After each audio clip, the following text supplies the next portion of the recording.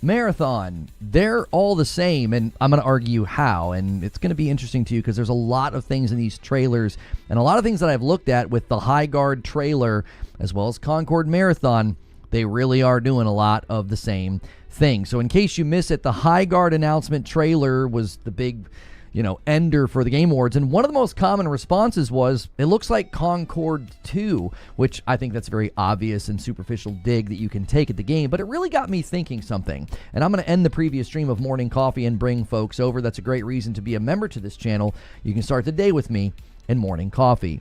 But it really got me thinking that there is something deeper going on here. This is not just about the game and how it looks. It's about more than that. It's about how they're kind of packaging the game. These companies continue to sort of package their games in a way that I think is very similar. And I think it's probably worrisome, maybe more than you might think, because we're dealing with games that are attempting to get high engagement numbers, high re-engagement numbers. And listen, I know it's easy to hate on games like this. It's not out yet, right? And everybody's making, videos about it. I've got a video right now on the channel called Mistakes Were Made. And I really think at multiple levels, this game is a mistake. And how they chose to market it and put it in the Game Awards is just one aspect. But now I want to look at these games, how they're being packaged, and how they are being talked about. Now, if you like this kind of content, remember to hit like, share, and subscribe. Consider becoming a member to support the channel directly. So the first thing to notice is how these games are leveraging the past. Firewalk did not do this as much with Concord, but we definitely kept hearing about how, there were folks from Bungie and Destiny at the studio, and the Bungie and the Destiny DNA were very much in that first gameplay trailer for Marathon. Bungie did this, I think, in a very direct way, though, with their debut showcase of Marathon. As if you needed any reminding, but the 10 seconds of that debut trailer aren't even done yet, and they tell you that this game is from the creators of Halo and Destiny. It's almost as if to say, hey, remember those good things that we did? Remember how good they were? Yeah, well, you're going to need to remember that, because you're going to have doubts when you see what we're about to show you. Now, I know that's not really what they're saying, but it's how it starts to come across. It's like, well, we got to make sure and remind everybody of the good stuff that we did, because we're not going to be able to really sell you on this game without that. Highguard did the exact same thing. 36 seconds into the trailer, and they say, from the makers of Apex Legends and Titanfall, which is pretty bold considering how many people want Titanfall 3 to be a reality. They're just reminding folks that, hey, we're still refusing to make another Titanfall. Now, it also reminds us that you worked on Apex before showing us gameplay, gunplay, and movement that feels very much like Apex. And that's related to one of the other things that all of these games are doing. They do it so blatantly, I can't tell if they want us to notice, or maybe they just hope that we won't notice. They just directly pull from existing games. Concord had almost one-to-one animations from Destiny in it. There were these in-air dodges. There were dodges on the ground, the way that you threw grenades, the way that you jumped, the ground slams. It was all there. Marathon has gunplay and movement that looks almost identical to Apex Legends, and that's not even getting into the artwork being stolen controversy. Just the actual movement and gunplay feels extremely derivative from games that are already in the market. And then Highguard. There are abilities, there are hand motions, there are ultimates that give everybody watching a sense of deja vu. Haven't I seen this ultimate before in Overwatch? Haven't I seen this wall ability in Valorant? I feel like I've seen this throwing the knives quickly thing before in another game. I said this morning in Morning Coffee that it is a superficial criticism to say, well, this just looks like all these other hero shooter games. They all look the same.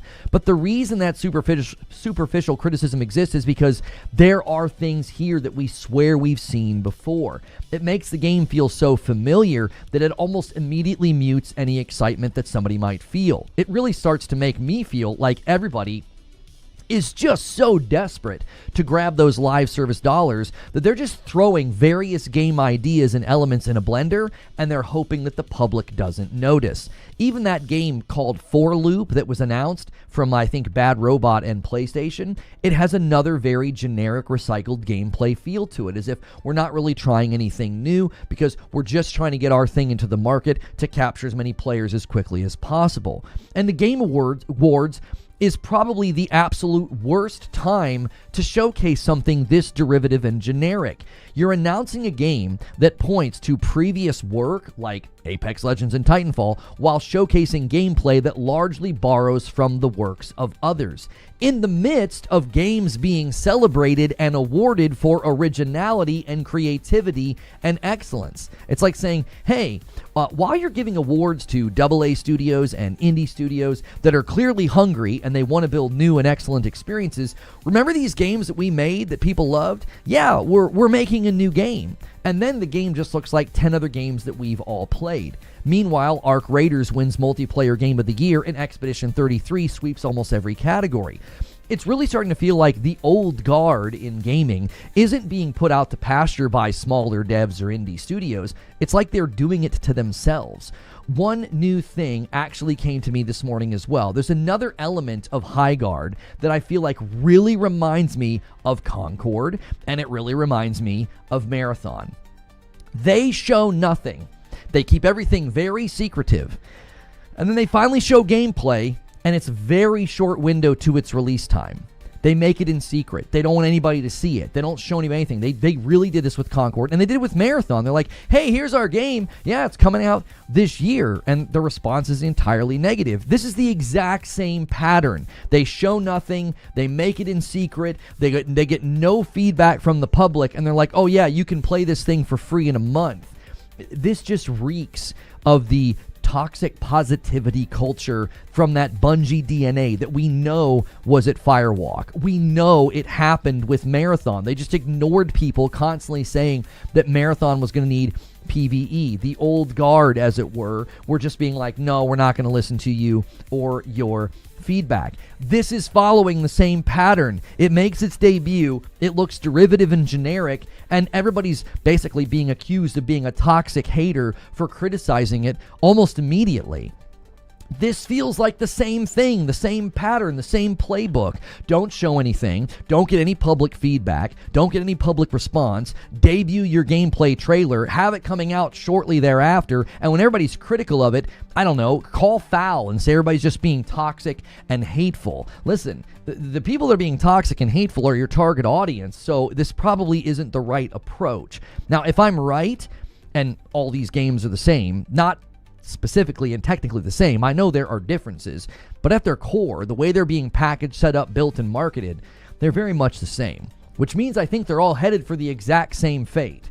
They're headed for death, and they're headed for irrelevancy, which is related to the last thing that really makes all of these games feel the same. They offer nothing new while claiming that they are. It's like rearranging the ingredients of a cheeseburger and trying to tell me that you've reinvented the cheeseburger. If I made you hungry, I apologize. Just because you say it's a new breed of shooter or that it's your fresh take on the genre, it doesn't make it new or fresh. It honestly makes me think of a completely different game, and it's a game called Anthem. And you might be like, what in the world are you talking about? Just track with me for a moment. There was a reason that Anthem had draw, it had appeal, and ultimately, I think the reason people got really angry that it went nowhere, because it was new, it was fresh, it was fun, but then there was just nothing beyond that. It was basically like a really good-looking storefront with nothing inside. They didn't tell us that Anthem was new and fresh. They just showed us gameplay, and people wanted to play it. You played for 5 or 10 minutes and you were like, this is awesome. This feels great. It was sort of like a mech Iron Man style game that you really couldn't find anywhere else. People were not mad at Anthem because it was derivative or canned or familiar. They were mad because it was new and fresh. It was honestly fun. And then there was nothing to do and the game ultimately died.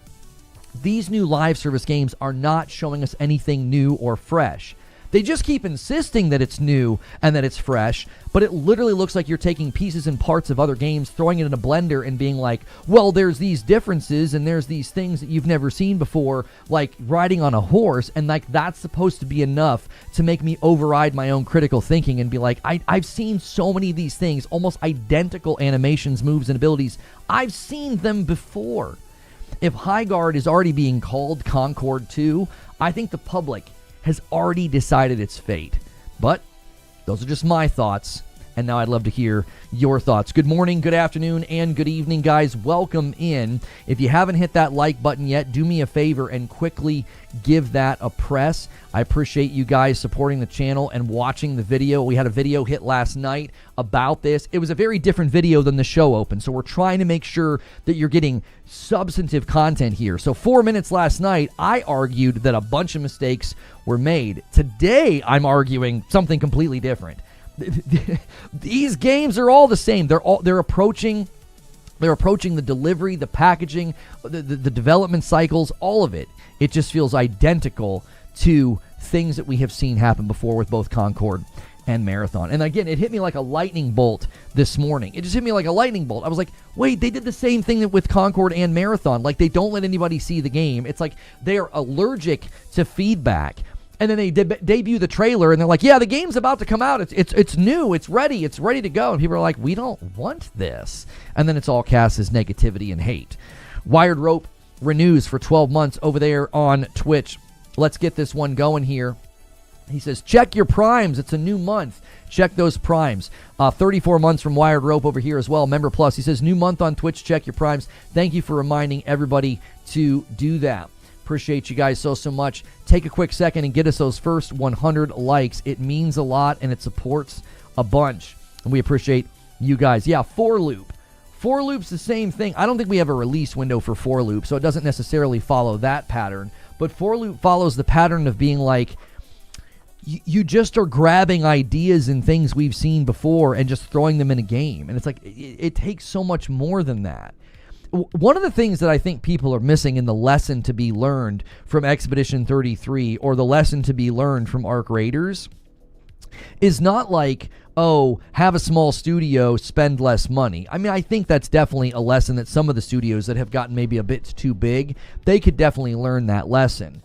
But to me, I think the lesson they need to learn is you've really got to do the work of originality. You've really got to do the work of like trying to come up with something that's never been done before. And I know that's actually more difficult probably than making the game. I don't think coding or developing is as hard as the work of coming up with an original idea. I think that's more challenging, as evidenced by how many studios just keep hitting this button of like, it's almost like a, yo, what's good, FCAT? Highguard is Valorant with Paladin's horses, but you don't get off the horse. Well, I mean, you do get off the horse in this game. I mean, you don't stay on it. But yeah, I mean, what it feels like to me is it's almost like a rogue. You know how in a rogue, like you can go on a run and then all of a sudden everything's a little bit different, but it's still very familiar. That's what it feels like to me. Yo, Mick with a VIP renewal. Welcome back. Getting us to 10 already on the week. Thank you so much. There's no passion. It's just a manufacturing line. I think that's really well stated, BPM. It's like they're making a robot and they're just moving the pieces and the parts around. So you're like, well, I can clearly tell that the arms are Voltron and the head is a Gundam and the legs are a Transformer. Like, I can see what you did. It's so transparent. It's like you just put the pieces and the parts of a game on a production line and this is what came out on the other end. I truly think that the biggest mistake they're making, too, is they're doing this all behind closed doors, getting no public feedback, no public response. I said this about Concord. I said if Concord would have actually shown us gameplay a year before it came out, they would have gotten a bunch of negative feedback. They might have been able to make adjustments and had a decent launch as opposed to an abysmal failure of a launch. But they show nothing. Nobody has any clue what the game is. And then when we finally see it, it's like, what is this? And Marathon, same deal. Nothing. Just a cinematic trailer to get people pumped. They finally show gameplay and people are like, this is so mid, what the huh? And it goes so poorly they have to delay the game. Same exact pattern with Highguard. Nothing. It comes out of nowhere. And then they're like, oh, it's coming out in a month. And it's like, are you insane? This game doesn't have a shot. There's no way. There's absolutely no way. Just put in free kits. That'll work. For Loop has a shot because it was alpha footage. There's time to refine, adjust elements, lay out the full concept. I think a game like For Loop could have a shot if they need to do some kind of early access or testing. You got to get feedback. You really do. It just, like, I think the concept of a co-op rogue is a decent idea because it really allows you a lot of agility for, like, adding content in the future. But I think the dilemma that they're going to run into is the content loop's probably going to be their biggest dilemma, is it's going to get boring really, really quickly. It's good. I mean, it's just, it really, really is. I from what we saw, I was like, I just don't know. I don't know. You've got your work cut out for you here. You really do. You're going to have to convince people, because I mean, look, I think there's room in the landscape. You guys know, if you've ever listened to my content, you know that I have said many, many times, one of the biggest rooms there is in the market right now for live service. I think the biggest opportunity is PvE co-op games. I think there's a lot of room there. I think Helldivers proves that. I think the demand for PvE and Arc Raiders proves that. I think people want a game like that. I think people would play a game like that. I don't think 4-Loop is it. I think it looks pretty bad, but, you know, I'm open to being convinced otherwise. It's not coming out in a month. They have that in their corner. I stand by my comments about Marathon. Its biggest audience is console, it being first person and having Bungie's gunplay as a selling point. Marathon has and still is running multiple tests. I've already spoken to somebody who is in one of the tests, and let me tell you, they basically said that my opinion is valid. They're like, yeah, this has just got nothing. There's not been enough time. If you're truly going to make something like this and put in the work and put in the time, you have to have things from the foundation of development that are there. New original ideas, passion, innovation, things that haven't been done before or thought of before. Marathon has such a, as Boris is saying over here on Twitch, it's just so shallow. Like, the depth, it just isn't there. There is no foundation. You're in the test as well. I think the problem that people commonly come into in these discussions is you're arguing that you're having fun, essentially. Like, hey, I'm having fun. I'm having a good time. I think people are going to like it. We are talking about a very different type of game, though. We are not talking about a game where you just have to make it fun. There has to be a hook. There has to be re-engagement patterns. If you can't get re-engagement patterns, then the game is dead.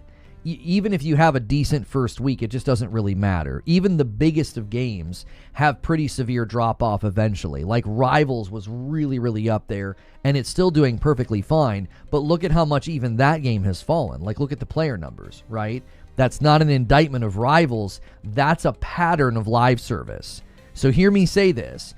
You look at one of the most successful live service games that launched recently, look at just how much it has fallen. Like, look at the percentage of drop off, okay? And that is a game that's still doing just fine. Imagine that level of drop off in a game like this that I don't think will even remotely have anywhere close to the appeal of a game like Rivals or even like how well Arc Raiders has done. Fun won't hold players for longer than 2 weeks. And I think this is a problem that I don't just think is shared by like Highguard and Marathon and Concord.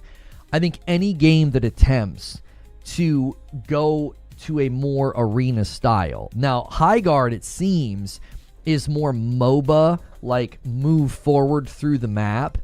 It still felt like an arena shooter because of the shape and the size of the places they were fighting. The rooms, the landscape, all of it is like sending like a signal to my brain that like, okay, this is very much in many respects going to be very arena style, arena-esque, arena shooter, like maybe like adjacent. Mike and the Mike gifts a member. Thank you so much, and bumps the line by 1. YouTube currently in the lead. Thank you so much. And I think that's a significant challenge. I think it's really hard to get people to re-engage with a game like that, because it starts to feel very rehearsed. It starts to feel very predictable. I call it a meat grinder. I think arena shooters, like if you go and play like a more traditional style arena shooter right now, like just go play, you know, like a Black Ops or a Modern Warfare or something. Guys, very quickly, if you haven't already, man, hit that like button. You know, let's just say you play one of those. I just think there's something about it that's very meat grinder. It's like you're just kind of doing the same thing over and over again. The time in between repetitious behavior is very short. So if you think about it like a heartbeat monitor, okay? Every game has you repeating actions. Every game. Single player games have you repeating actions. Multiplayer games have you repeating actions.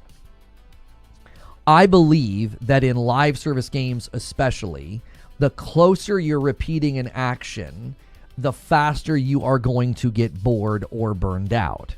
So if you were to analyze a game like Arc Raiders, one of the reasons that I think Arc Raiders is working is because every match plays a little differently. You're not repeating the exact same things super close together because of the other players, because of the tension, because of the arc, because of the robots, what have you.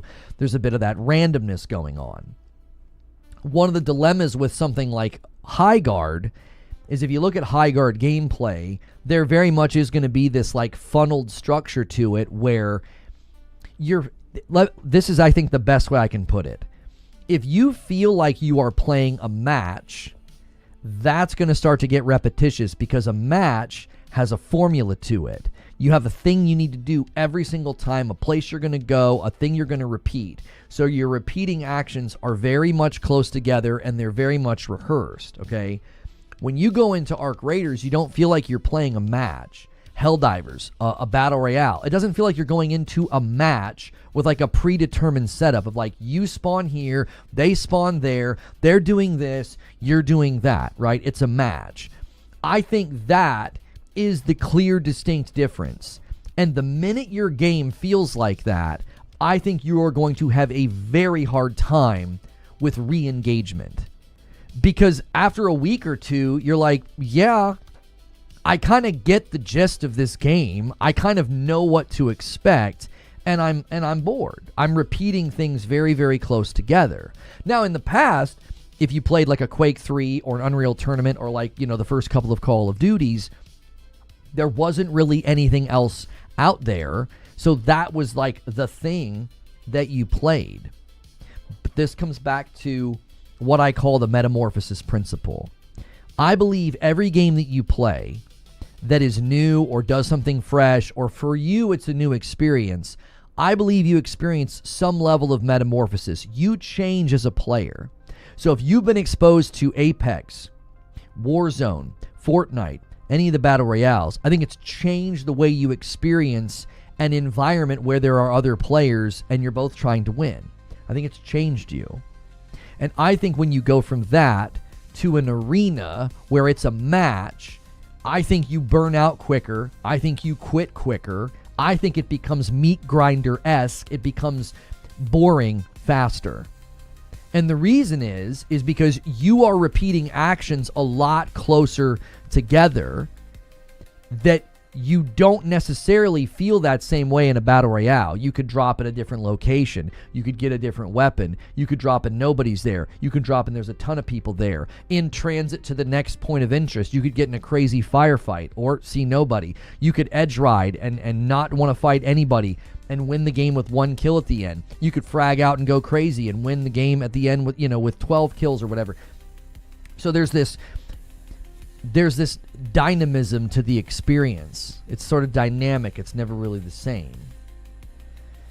And I think when I look at Splitgate, when I look at Highguard, when I look at Marathon, it's a match. I'm going into a match, and that's going to become this rote and rehearsed thing. Now, I think some games can get away with it. Valorant has done a very good job, but I also think Valorant, you knew what you were signing up for. It's kind of an econ strategic shooter. It's sort of like CSGO and, and Overwatch had a baby. And so you kind of mix those two things. Something new is born, and there's like a pre-existing audience that kind of flocks to it. Marvel Rivals, I think in a similar fashion, took something that they knew was sort of in not a great spot, like an Overwatch adjacent game, and they throw Marvel into the mix, and they delivered a very good game. I remember the first time I saw Rocket Raccoon shooting, I was like, my son would want to play that. Like, it's got that Marvel appeal, but it also appealed to people who are probably like, man, I am sick to death of Overwatch. So if you look at the current games that we're talking about, whether it's Highguard or Concord or Marathon, I don't know. I feel like what they've done is they've not created something new. They've created a bit of a Frankenstein, is what it feels like. To me, it's almost like Valorant took, two really potent elements of a recipe and mixed them together really, really well. That was, I think, a smart play. It also came from a studio that I think really, really did a lot of their due diligence in their research. Can you talk about the craving for Souls-like games tomorrow? No. The issue is when you look at Highguard, when you look at Concord, I would even argue when you look at Marathon from Bungie, I feel like what you're getting is you're not getting this recipe that they spent time on. It feels more like a Frankenstein. Like we were using the analogy of a blender this morning. It's like, well, let's just grab these things that other studios and companies have done, and we're just going to throw it in this blender, and out pops this Frankenstein-like creature. And you're like, what is this? So yes, it's a new game, and yeah, you've added horses. Oh, sure, the guns are new, and the characters are new, yes. But slamming the ground, raising a wall, quickly throwing knives. It's like, I've seen this before. Why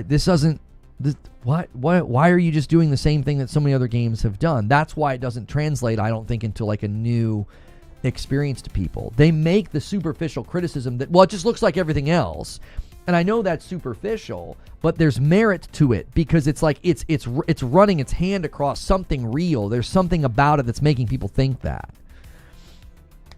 Isn't the game director about... Oh, that went away. The sheer amount of live services, literally and figuratively, its downfall.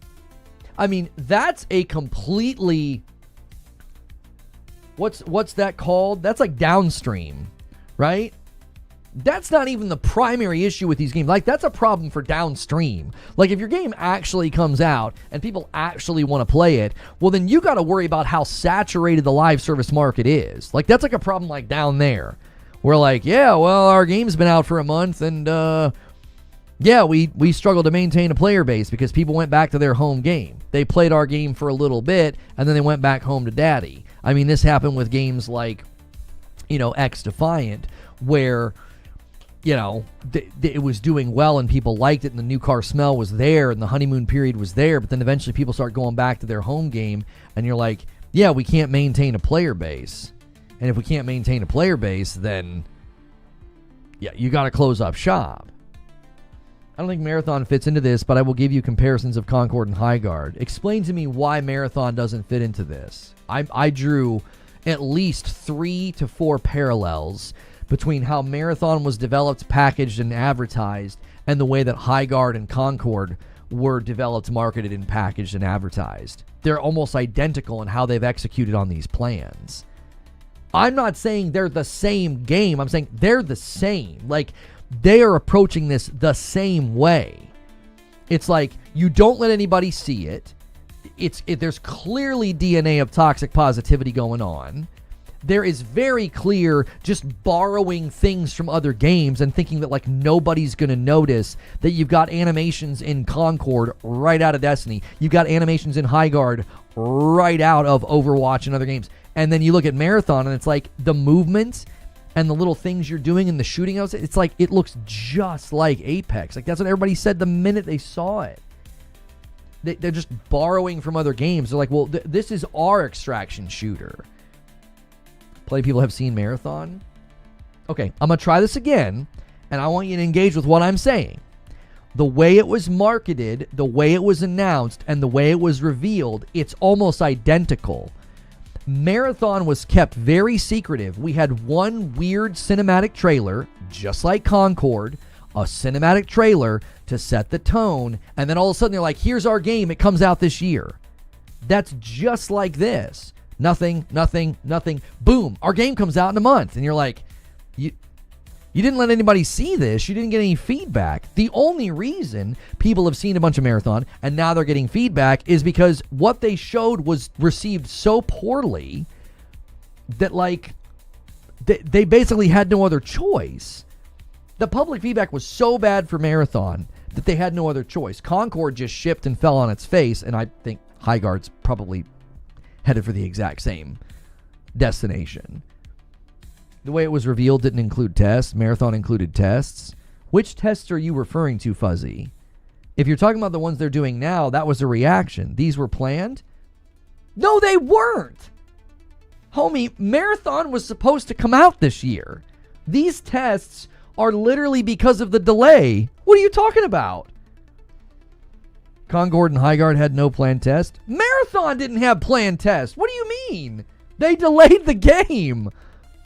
What they're doing right now for Marathon is because the public reception was so terrible. I'm talking about how these games showed up to the market. I'm not talking about what you're getting into the minutia of the differences now. I'm talking about the way that Marathon showed up was so similar. It was so similar. It was like, oh, and we've also learned that internally they had that toxic positivity vibe going on. They weren't listening to feedback. The old guard was ignoring the people at Bungie that were like, you're going to need PvE or this is a non-starter. Marathon was supposed to release in September. That's what I'm saying. None of these tests were planned. This is all a reaction. You don't remember when people like Cross said they had played it? No. I'm not talking about private NDA testing. What I'm talking about is what they're doing now. That's why I said, what else are you talking about? Okay. So you could argue that that's a difference. And that's a fair point to make. Well, Marathon had internal testing. They had guys like Dr. Lupo and Astrocross coming out and playing their game. Sure. I'm not talking about that. I'm talking about the fact that they didn't let the public see it. Nobody sees anything. Nobody gets a look at the game. And then all of a sudden you're like, here's the game. It comes out this year. And people are like, we don't like it. Concord, same thing. Nothing. They likely did internal tests with Concord. Okay. Now, I have it on good authority that Concord, they kept very secretive. Like, they didn't even let the people at SIE play it. Right? They kept it very secretive. They debut it, and people are like, what is this? Highguard does the same thing. You want to get into the minutia of like, oh, but this is different. They did internal testing. I don't care about that. It all smacks of the same thing. It's like you're so confident in what you got, which Marathon did the exact same thing Highguard did. Within 10 seconds of that Marathon trailer, they say, from the makers of Apex Legends and Titanfall. Marathon does the same thing. I might have said that backwards. Sorry, flip it. Marathon says, from the makers of Halo and Destiny. They're doing the same thing. They're like, we're not going to show you anything. That's how confident they are that they can just walk out with a game that's months away, like soon to be released, and they're just going to be like, yeah, hey, here's our game from the makers of so-and-so, and everybody's supposed to just be like, ooh, it's those guys. And then when you look at the actual game, you're like, there's nothing here. There's nothing original here. This seems like such a bare-bones project. Like, Highguard might have substance and mechanics and things that they've built, but the game itself and how it's being shown, I'm just like, there's nothing here. It doesn't seem like a game that anybody's going to play 6 months from now. Apex did do the same thing. I didn't even consider that that's why these companies are doing that. I wonder if that's why these companies are doing that. Did they look at what Apex did and they thought, those homies walked out and had this total secret project and it took the world by storm? This is very analogous to when I say, live service games are like, well, why should we come back and play your game? And they're like, oh, we're going to have a battle pass in seasons. And it's like, well, everybody does battle passes in seasons. You're just trying to replicate a recipe and you think it's going to taste the same. This feels very similar to that. It's like Apex kind of shocks the world with a marketing strategy that seems very counterintuitive. And then Concord, Marathon, and now Highguard are all doing something very similar. It's like, don't let anybody see the game. Just kind of drop the bomb, wow them, and then let everybody play it shortly thereafter. I wonder if that's part of the. I wonder if that's like a part of that here? Like, is that like a very minimal cause, the cause and effect? Like, the cause and effect is like, well, they did it and it worked. Let's try the same thing. They didn't let anybody see Apex. They let people play it, but they didn't let anybody really see it, and then they just, shock the public with it.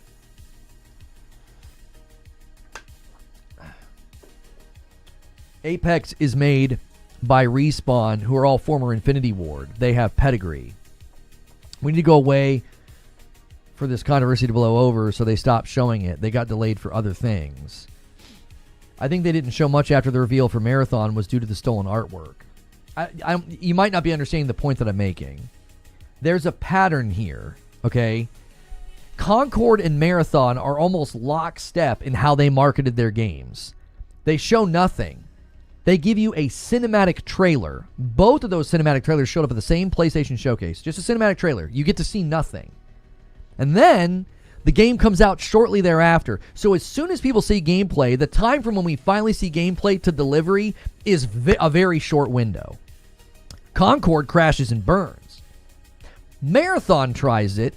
They get such negative feedback that they're like, we better delay the game. They were going to do the exact same thing. Oh, we're finally letting you see gameplay of Marathon. Game's coming out in September. Highguard just pulled the same stunt. It's made in secrecy. They're like, from the makers of Apex and Titanfall comes a new breed of shooter. And you're like, okay, here's that wonderful PR buzz speak that gamers really vibe with. And so you drop that and you're like, yeah, you can play it next month. It's the same strategy. You show nothing. You get no public feedback whatsoever. Internal testing is fine. I'm talking about the public. There's a big difference between flying somebody out, whining and dining them, and having them play your game, and the 1,000 haters of Reddit or the millions of haters of YouTube that are going to eviscerate your game if they think it looks or smells stupid. And listen, this doesn't always have power. I think sometimes people can brigade on YouTube and it has no power. They did it with Yote, and it did nothing to Yote. Yote's at like 4 million sales or something after a month. This was immediate. This wasn't brigaded. This wasn't organized. This wasn't a hate campaign. This was immediate. Like, the gag reflex of the internet was like we all just kind of retched at the same time. Just like movies, what's your highest cost typically for development, ignoring payroll? Can you blame companies for waiting to dodge marketing? The problem with what you're saying, Fuzzy, is they did market. They did have trailers. They did show up to showcases. They just didn't show gameplay. Now, to what you're saying, maybe with reference to Highguard, I think that's a fair made point, that some companies are now shortening the marketing window. They're spending maybe the same amount of marketing dollars, but maybe they're spending them more efficiently or more effectively. Maybe they have found that, like, a shorter marketing window has more potency. The reason I'm singling this out as a potential problem, like, let's say you do that with a single player game, right? I think the difference with a single player game is you don't need mass market appeal, broad reach, and re-engagement. You need that for a live service game. If you want your live service game to be successful, you need that broad reach. You need re-engagement, okay? This is why I think public feedback, and I'm a big proponent of this. I have said this very many times. If you want your game to have longevity, if you want a live service game, you're going to have to start leveraging early access. You're going to have to. Imagine what they did with Baldur's Gate 3. Imagine, we've said this before, imagine if Diablo had taken a similar posture. Look at the state that Diablo's in right now. Everybody's saying, oh, it's so great, it's so great, it's so much better. It could have launched that way. It could have launched that way. If you just launched it in early access, launch the first act, let people give you feedback. I'm telling you, live service is a different animal. Live service can't be like, okay, nothing. Surprise, and people are like, what is this? Huh? And you got no feedback, no response. The other thing that's remarkable to me about Highguard, this is remarkable to me about Highguard, is did you guys look at the public dialogue at all? Post Concord, post Marathon? Were you guys paying any attention at all? I'd have kicked this can so far down the road, I'd have considered canceling. I'm like, listen, boys. The market's not receptive to this. How did you bring this to the market and think that you were going to stand in as the shiny new toy and not the knockoff that people had bought last Christmas that broke? A $5 super chat from Neo Reaper. Wasn't Marathon originally supposed to launch in 2024?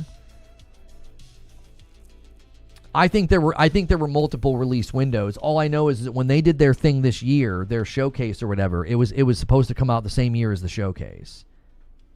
That was this year, was it not? The Marathon showcase was this year, as far as I know.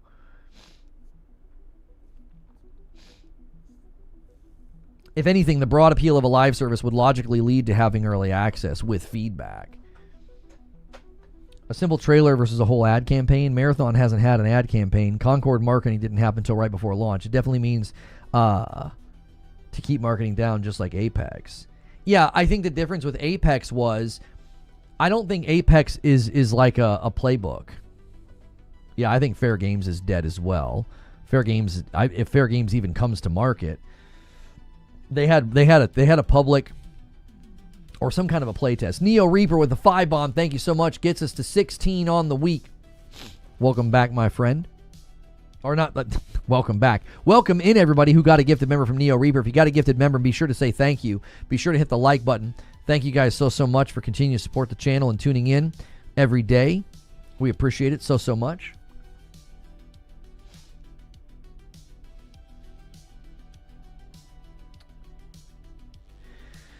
Skin kind of goes crazy. Yeah, the art department at Arc Raiders is they're really helping to carry that game. I mean, the game delivers, and a 5 bomb comes in from Wired Rope. Bit of a back and forth now between the platforms. We're at 21. Whoever makes it hit 25, I owe you guys a member.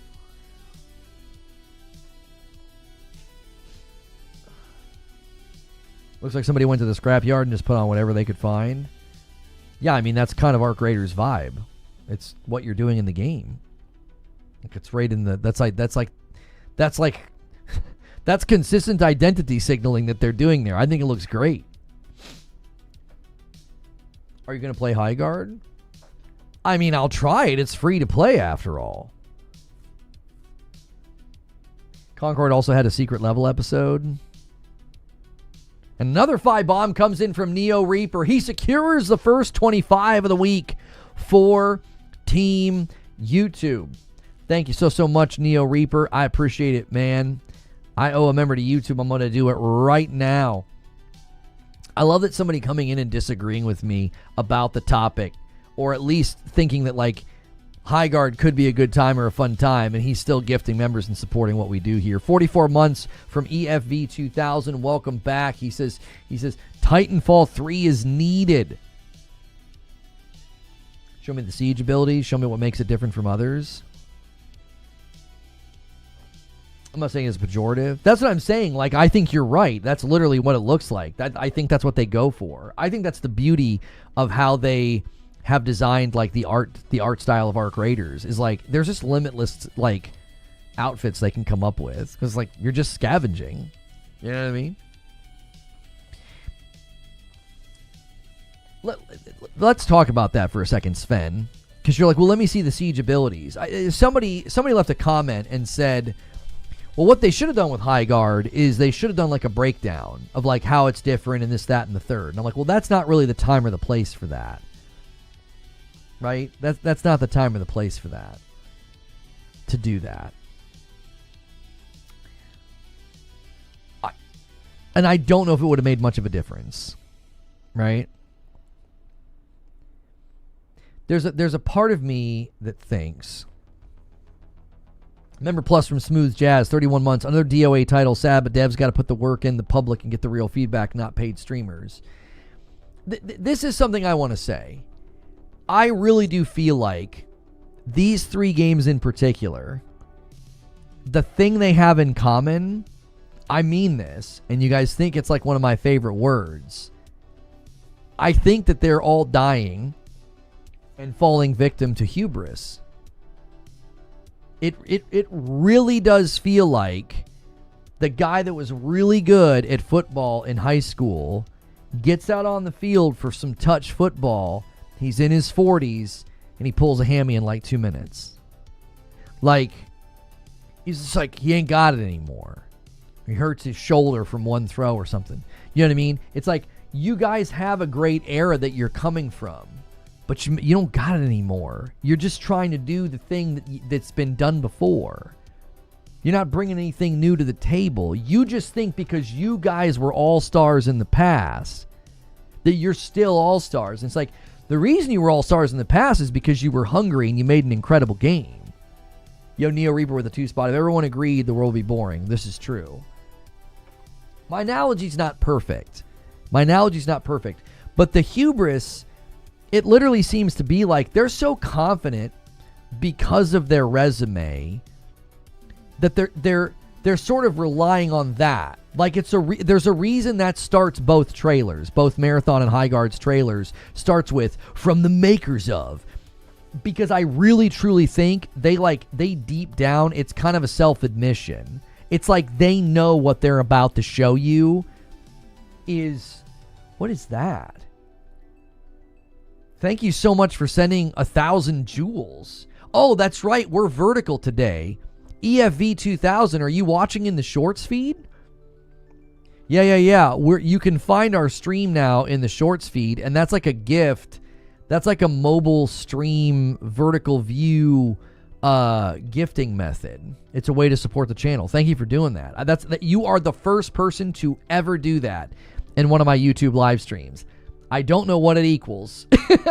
1,000 jewels could be $1. It could be $10. I don't know what it is. I hope the viewing experience vertical is nice for you, EFV 2000. We haven't had anybody find us this way. So thank you for watching as well as supporting. So what was I saying? Yeah. So I think they're all falling victim to that. Like they genuinely think that like, well, because we were such hot snot in the past that like we can basically borrow. It really gets back to the art theft for me with Marathon. It really does. It's like there's a reason that Bungie has stolen artwork so many times. There's a reason they had to settle with the Red War guy they had to settle with him, right? I genuinely feel like when you get to that size, that's just what you start doing.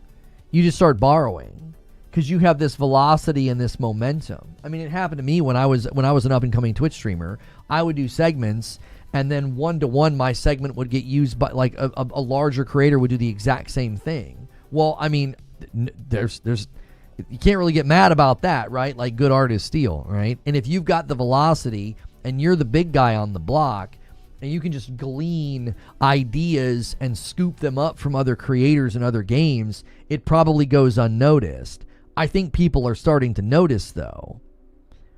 Like Concord, it was clear. It was like, yeah, y'all literally just stole things that you had built for Destiny and you just used them again. And this time you're getting caught because you're not the big guy in the block. You're the new kid on the block and you got to prove yourself. You're not going to prove yourself by mimicking something that's already established. That is another huge element of this. If you're this really big established game and you borrow from existing games, nobody really notices or cares. Why? Well, like I said with Arc Raiders, when I paralleled it to the Gladiator movie, yeah, Jules is YouTube's versions of bits. Yeah. Remember when I said, if you win the crowd, you win your freedom. So when you win the crowd, you can do a lot with your game. You get a lot of leeway. Arc Raiders charge money for their games. You know, Fortnite charges an arm and a leg for their skins. Why? Well, they won the crowd. You win the crowd, you win your freedom. Right? I think the same goes for when you're going to do derivative things in your game. Nobody really catches it, and even if they catch it, they don't really freaking care. They're like, that's fine. Like, that's fine. You're super popular. You can kind of get away with it. The challenge now is Highguard is from vets in the industry, and I think they're making that mistake. They're thinking, well, we can just borrow what these other games are doing, and no one's really going to notice. And it's like, well, hang on a minute. You're not some big established title that can do that. You're the new kid on the block. You've got something to prove. You can't do that by being derivative. Everybody's going to say, you're just copying that person over there. if somebody booted up tomorrow and said, I'm the burnt eggplant, and they started VTubing as a burnt eggplant, everybody would say, you're just copying the burnt peanut. Do you see? It's like, you've got to be new and original if you're the new kid on the block. You've got to do something that's not derivative, that doesn't look like copy and paste. Frank Lass with 13 months, keep on keeping on. Welcome back, my friend. So I think that's what happened. I think it happened with Firewalk. I think Firewalk had the Bungie old guard in there. They had people from Bungie who thought, well, yeah, we can just grab from these other games. We've done that before, and nobody seemed to care. Nobody seemed to notice. Well, yeah, if you're a large established game with velocity and buy-in and an established user base, you can certainly get away with that. You can't do that when you're a new studio. Everybody's just going to accuse you of copying. Similarly, with Marathon. Marathon doesn't have an established user base, an established player base. Sure, it's Bungie, which is giving them a teeny bit of a stay of execution, but they're doing the same thing. They mimicked stuff that was already in the gaming world, like Apex, like with the movement and the shooting. It doesn't look like Destiny. It looks like Apex. And what do people say? It looks like Apex. Like if Apex did like an extraction mode. It's derivative. You're the new kid on the block. You got to prove something. That's why Arc Raiders is hitting above its weight class. That's why Expedition 33 hit above its weight class, because they offered something new. And I know people like to get into, the details of Expedition 33 and like the action mechanics of the turn base is actually not new. It sure felt new to people. So if you're not going to have a new idea, you better execute on it in a way that makes people think it's new. You can't walk out telling me how you are making something new and fresh. What I'm seeing on screen is the same crap I've been seeing for the last 12 years. It's not that hard. Yeah, I talked about that in the show open. You keep telling me that this is new, that this is this fresh thing, but it looks like everything else. Highguard looks like more of the same, says Ninja of Shadows. Yeah. Here's the interesting thing about Arc Raiders. I don't think Arc Raiders ever came out and said, this is a new, fresh take on the extraction shooter. They just came out and said, this is the game we've built. This is how it's this is how we differentiate it, right? This is what makes our game, unique. I don't even know if they did that. They did that in interviews and stuff. I don't know if any of the marketing even got into the details. I think they just showed it, and people were like, I remember the first time I saw a gameplay of Arc Raiders, I was like, it's never going to look that good. There's no way. They somehow executed on a very, very good-looking live service game. I mean, what is it? Oh. It literally looked like a government email. It's not. It's like a promotional email. Arc Raiders had public trials? Mm-hmm. Public playtests and server slams. Mm-hmm. I don't think it's that, though. I think it's as simple as Sandfall never claiming they were doing something new. They were very open about their inspirations and executed on them well. Yeah, I wonder... I don't know if that necessarily would have helped Concord, because Concord was pretty bad. I don't know if it would help Highguard. Highguard is destined for destruction. Sadly. They're destined for destruction. But I wonder if that would go a long way with people. Instead of saying, like, we're new, we're fresh, we're a new breed of shooter, we're a fresh take on the genre, if you were like, our game is very much inspired by other games that are out there. I don't know. It's probably a catch-22, or it's probably not a catch-22. It's probably a lose-lose. You lose either way.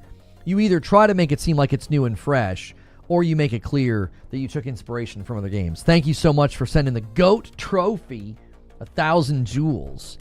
YouTube.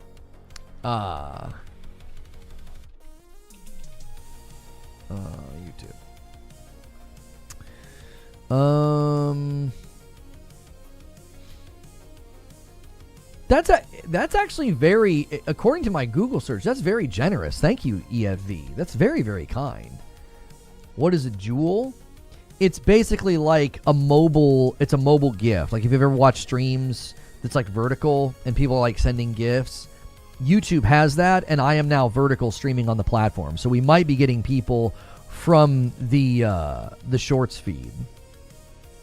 Yeah, we're getting a percentage of viewers from something called Others, and it won't tell me what it is. They might not give me the statistic on the back end of, because like a 14%, one of the sources of my viewership is coming from something, it's just Others, like it could be anything. It's probably just not properly categorized. We are getting pretty good search. So if you're searching for Highguard right now, it's sort of my criticism and my contention that they're not really doing anything new while claiming that they are. I think I almost said this morning. It's kind of insulting, I think. I think gamers, they might not verbalize it, but I think at an instinctive level, you feel insulted when they're like, this is new, this is a fresh this is unprecedented. And you're like, I've seen all this before. Do you think I'm freaking stupid?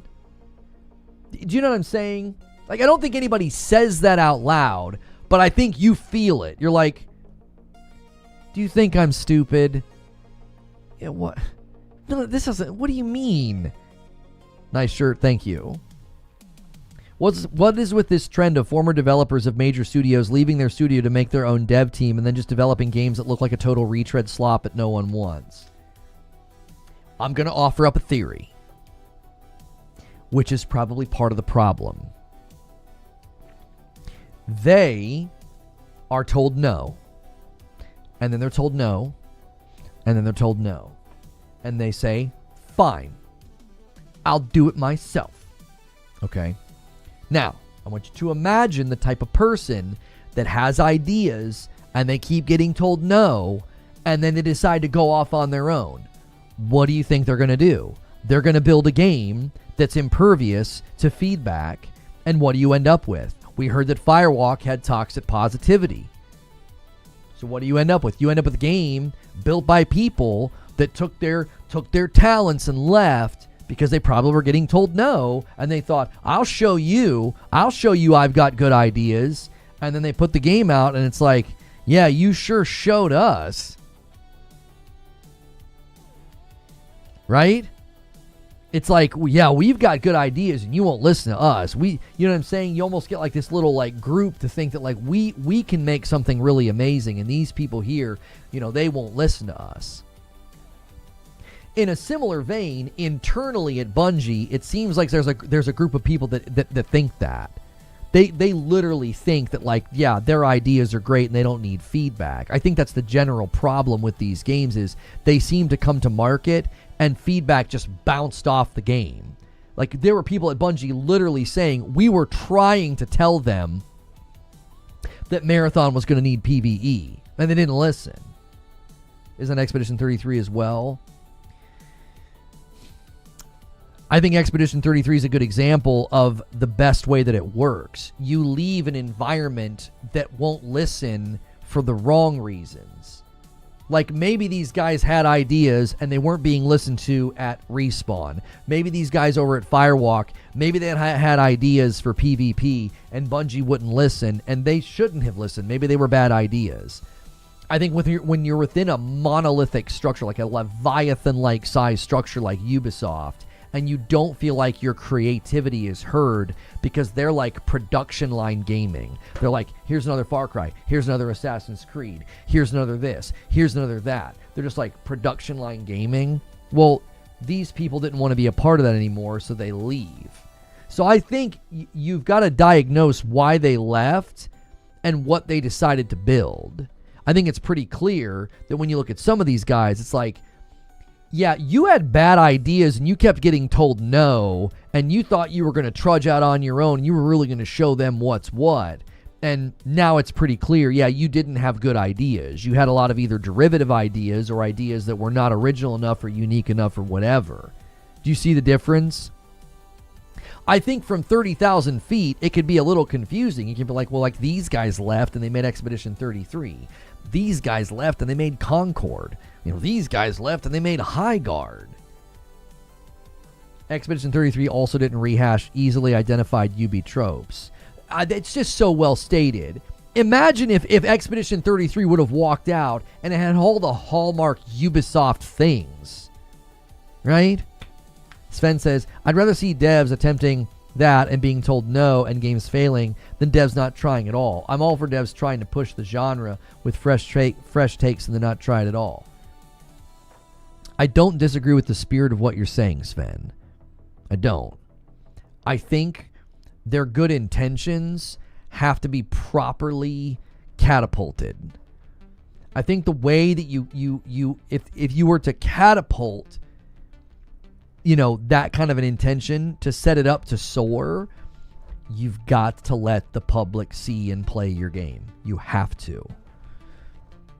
I think you absolutely have to. You cannot, I don't think, you can't do this thing where you're, here, I think I can do this here as well. What's the one that expires the fastest? Yeah, let's do this one. Enable. Okay.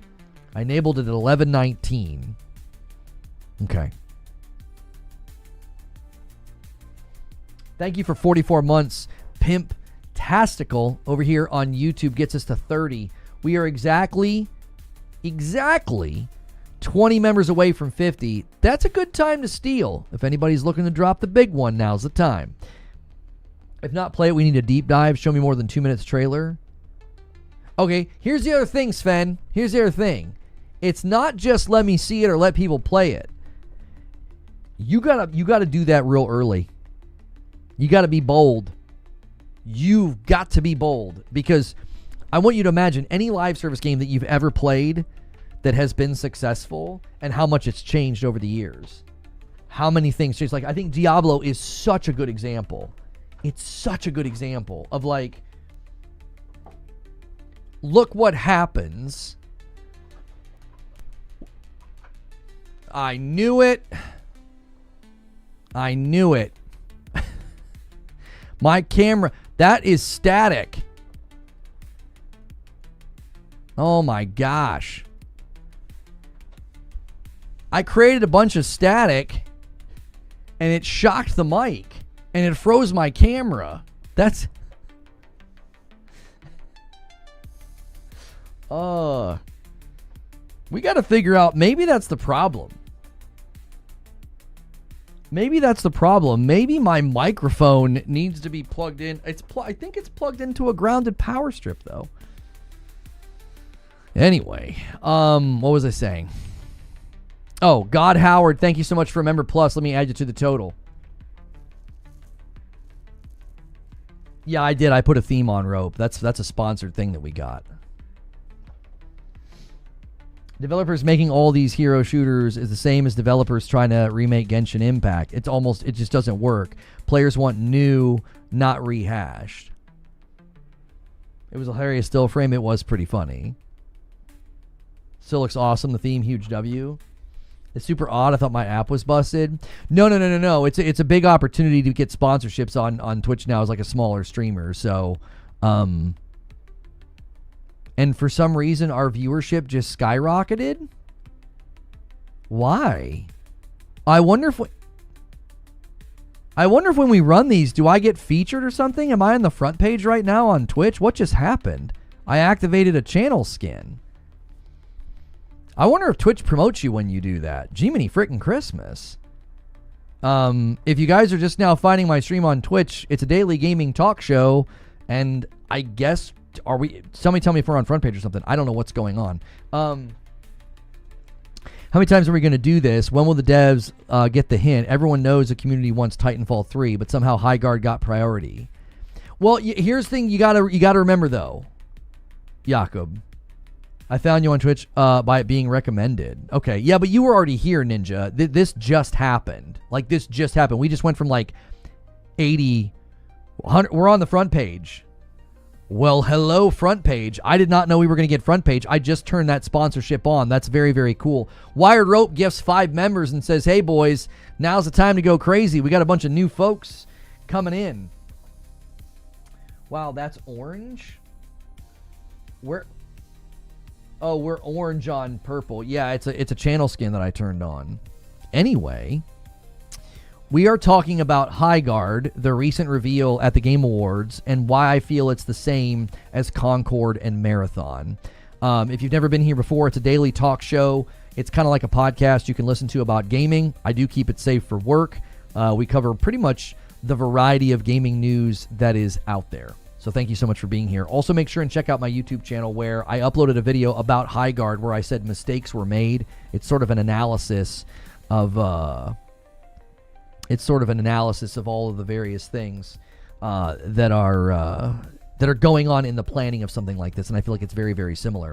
So anyways, what we've been talking about is sort of the dilemma of when we're seeing this pattern where people leave a studio and then they make a game and it kind of flops and is kind of terrible, right? We've seen this happen with Concord. We've seen this happen with, now I think we're seeing it happen with Highguard. I feel like we're seeing it happen with Marathon, to be honest. Now, that's not people that like left the studio, but it definitely is like an incubation project inside of Bungie that, to me, is a bit of an issue. It's like, okay, so you guys made this project. It seems very much incubated and removed from feedback, and now you're taking feedback. It's almost like it's too late. And so we were just talking about this, and Sven said, let people see it, let people play it, give us a deep dive. My opinion is that you should 100% be doing that really early in development. It's a sponsorship with the mobile Marty Supreme. Oh, the movie Marty Supreme. Yeah. I activated that on the channel. So I'm really appreciative that Twitch has opened that up for us, because I know like really, really big creators probably don't care too much about that. Guys my size can really benefit from that kind of a sponsorship. Yo, it's good, Mr. Drexen. Lono, enjoy it when you explain what's happening in the back end. Was always curious about these platforms operate and why. Well, thank you. Nexus is saying over here on YouTube, gamers don't want fresh. They want 80% familiar, 20% innovative. Too much different usually leads to being ignored or bashed for not being more familiar. Siege Master with 25 months, and he says hype. Thank you so much. Every 25, I gift one to the community. So if you guys get this to 50, I owe you guys a member. Genshiro says it needs a deep dive very soon. I saw 3 types of games in that trailer. Well, and that's what I was talking about a little bit ago. Siege Master drops a 5 bomb over there on Twitch and gets us to 42. Thank you so much. It is a bit of a competition between YouTube and Twitch. YouTube's currently leading by 22. So Twitch, now's the time to bring it, especially with us being on the front page. Where Winds Meet is new and people love it. Well, let's talk about Where Winds Meet. One of the reasons I think Where Winds Meet is so popular is because, kind of like what Nexus was just saying in chat, there's a familiarity there. It's not like an entirely new concept to be like, here's an open world game with, melee based combat and, abilities. So that's your familiarity. They springboard off of that familiarity and they give you a very, very new and fresh experience. You're like, well, I've never played an open world MMO where I'm a samurai. I mean, maybe you have. A lot of people haven't. So maybe there is a game. There's commonly somebody's going to like straighten their glasses at you and be like, but there's this one game. That's the difference. I think is like you can take that as like your springboard and make something new. I think the distinct difference between something like Where Winds Meet and something like Highguard is there doesn't feel like a springboard in Highguard. It feels like it's the whole package. It's like, yeah, we basically just took this piece, this piece, this piece, and this piece. Like if I went into a toy store and I grabbed a Voltron, a Gundam, and a Transformer, and I broke them into pieces, and I put them back together, and I held it up and said, yeah, look, I made a new robot toy. You'd be like, I can totally tell that the legs are Voltron, the arms are a Transformer, and the head is a Gundam. You'd be like, I can tell, I can see it. It's so obvious. You'd be like, that's not a new toy, man, right? You wouldn't want it. I feel like that's what Highguard is. Highguard is they put a bunch of things that are familiar in a blender, piece it all together, and people are like, I recognize. It doesn't feel like it's springboarded into like, oh, this is a new experience. It's just so derivative and so reliant on familiarity that I honestly think that really hurts it. Ghost of Tsushima took a familiar Assassin's Creed type formula and subtracted the UI noise, for example, and people loved it. Sneaky says, check my last. Wildlight is doing this surprise launch because they did it at Respawn with Apex and it worked. Yeah, we were talking about that a little bit ago, and because I was saying this, Sneaky. I feel like Concord, Marathon, and this game have all fallen victim to the same problem. Show nothing. Show nothing. Show nothing. Here's gameplay. Oh, and the game comes out in a couple of months. And you're like, what? Wait a minute. Your game doesn't look good. Like, that's what happened with Concord. That's what happened with Marathon. Show nothing. Show nothing. Show nothing. Here's gameplay. And people are like, your game doesn't look good. Highguard. Nothing. Nothing. Nobody knows it exists. Nobody knows anything. Gameplay. You can play it next month. And people are like, your game doesn't look good. Do you see the difference? It's like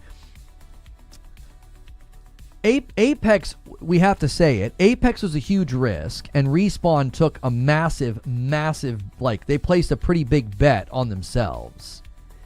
They did. That was a pretty big bet.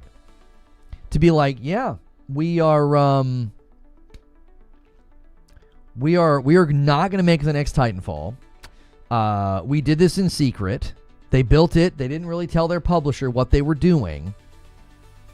And some of them, this is what we did. The whole Apex formula was catching lightning in a bottle. You know what this reminds me of? It really, really reminds me of how, like, so many people are trying to do the Fortnite thing. And Fortnite was very much, as you say, Deadly Dad Gaming, Fortnite was very much lightning in a bottle. And you're saying the whole Apex formula was catching lightning in a bottle. It really was.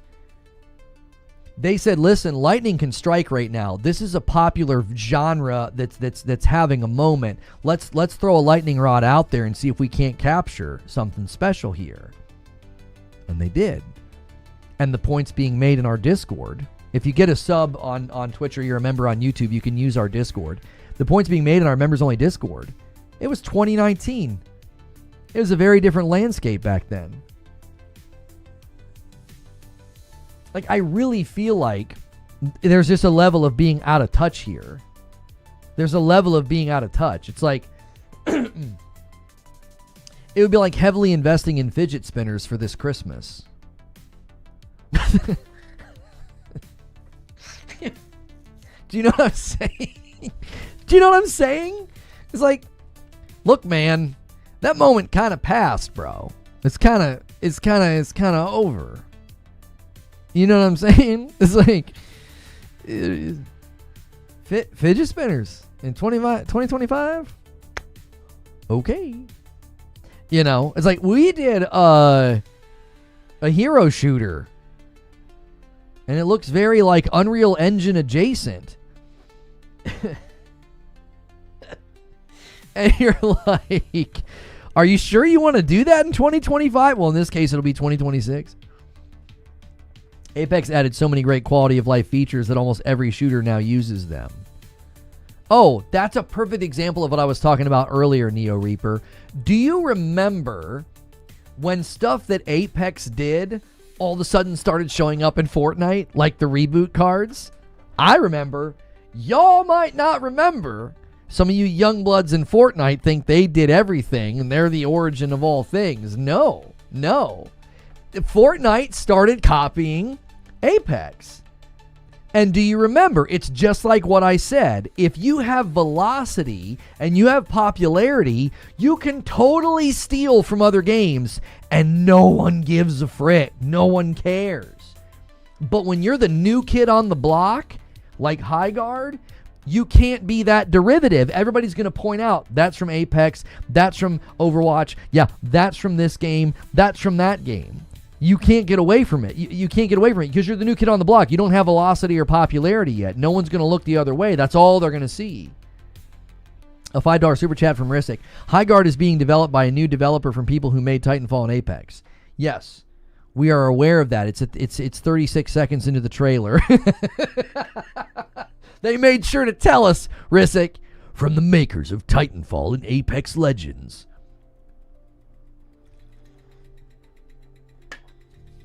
This is why a lot of games don't show their stuff early. Fortnite is so good at what they are doing, they can pivot and copy anything in weeks to months. Huh. I never considered that being a problem. Right? I never considered that being a problem. I wonder if game companies are... I wonder if they're taking that posture. Do you think that they're like, yeah, we can't show our game or our ideas, somebody might steal it. Fortnite might steal this and just throw it in their game as a limited time mode. Like, is that a genuine risk with live service that, like, Fortnite is just this monstrous machine that if you show your game too early, Fortnite will be like, yeah, we'll just go ahead and do that. We'll just go ahead and do that. That's a limited time mode in our game now. Right? Are they good at it, or do they have the tools to do it? We just had a blip.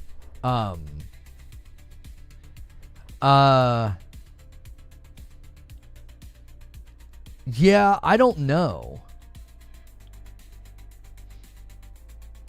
I don't know if I'd say they're bad at it. I would definitely say they're consistent. Like, they can just take from any game and just throw it into their game. Like, they have so many of these mini games that, like, my kiddos play. I mean, it's like there's a mountain of them. It's like and again, I wonder if that's a factor. I remember when I got to interview the guy from Fall Guys. I remember when I got to interview him, he was terrified, like handshaking, nervous, terrified. And it wasn't because he was going in front of a live audience. He genuinely thought at any moment somebody could announce a game that is literally our game. That's what they were the most scared of, is that, like, anybody could do this. Anybody could make this game. Right? YouTube blipped twice. I don't know if it happened over there on Purple. It might have just been YouTube ingest servers. I don't know. It was one of those lightning bolts in the task manager that are... That's why I'm just going to switch to streaming on the other rig. I'm just tired of this. I don't know what's going on. I don't know if it's Windows or the GPU or what. It's so random. Twitch had a brief. Okay, the net was just straight up OBS. It could have been my internet. It could have been my internet with how cold it's been. Hopefully the fiber's not... Hopefully the fiber's okay out there. But yeah, I do tend to wonder, you know, is there an element of, like, fear, like what the Fall Guys guy was fearing? Is that if we go out there and we show our game too soon, you know, anybody can steal this. Anybody can steal this. Anybody can do this. Look at the amount of Among Us slop that came out. Right. As soon as something's popular, you get, especially now with the dawn of AI, you're going to have these game companies, you know, just randomly throwing crap together to try to get to the market first. If you guys have not hit the like button yet on YouTube, please do me a favor and do that. I greatly appreciate it. If I was making free to play, I would stay away from anything hero shooter or FPS themed. That's another thing that I did want to bring up. And I think this is a little bit harder because this can come across almost kind of mean. But there is a part of me that wonders. You almost want to ask the question, are you guys paying attention? Are you? Are you watching what the public's doing? Like, let's just look at Concord as an example. So I really want to know. You guys working on Highguard, you saw what happened to Concord and you thought, that's not going to happen to us. No. Nope. Not our game. 600 on Twitch. Am I seeing that right? Yeah, we got pushed to the front page. We're doing a sponsorship, and I think when you do that, they push you to front page. If you guys are enjoying the vibes on Twitch, hit follow, consider subbing, consider using your Prime. It supports me directly. We do a full-time talk show Monday through Friday. We appreciate you being here. But, like, it's like, how did you... I'm genuinely curious. It's like, this stuff didn't just happen last week. At this point, Concord's like old news. But also, it's like... you guys literally saw that happen, and you thought, no. Our game's going to be different. Our game isn't similar at all to Concord.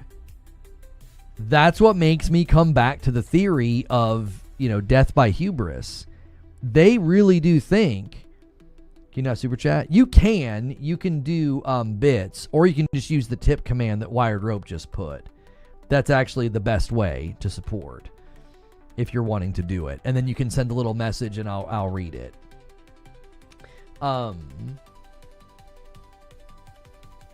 So you like again, that just feels like hubris to me. It's like, so you keep the game a super secret. You don't seem...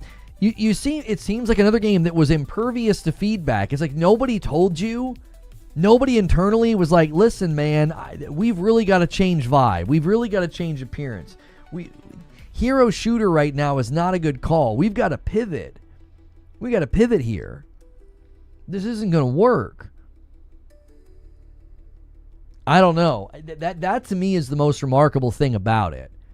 Of all of the types of games to try to release right now, of all of the types of games that you're going to try to bring to market, I think bringing a hero shooter right now is just absolutely, I don't know. You want to talk about a fool's errand? That feels like a fool's errand, like big time.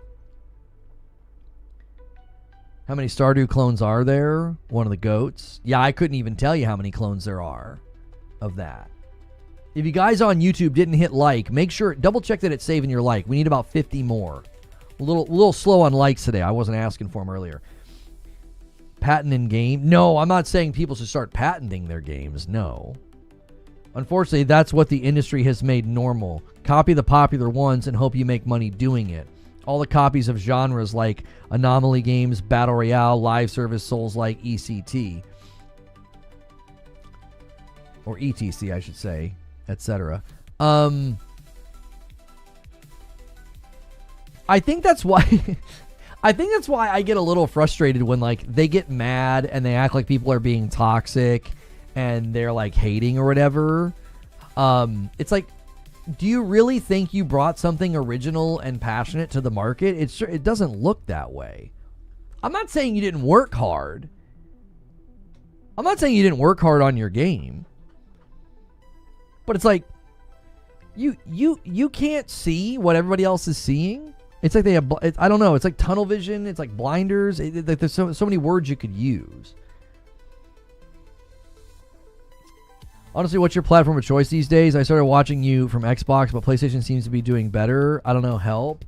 I primarily game on PlayStation now, yeah. I almost don't use my Xbox at all. Yeah. I was much bigger Xbox guy from the 360 to the Xbox One, and then I bought the Series X first this gen and was super excited, and it just hasn't been a very good gen for them. So I know there's people that are still loyal to Xbox. Some of them hang out here.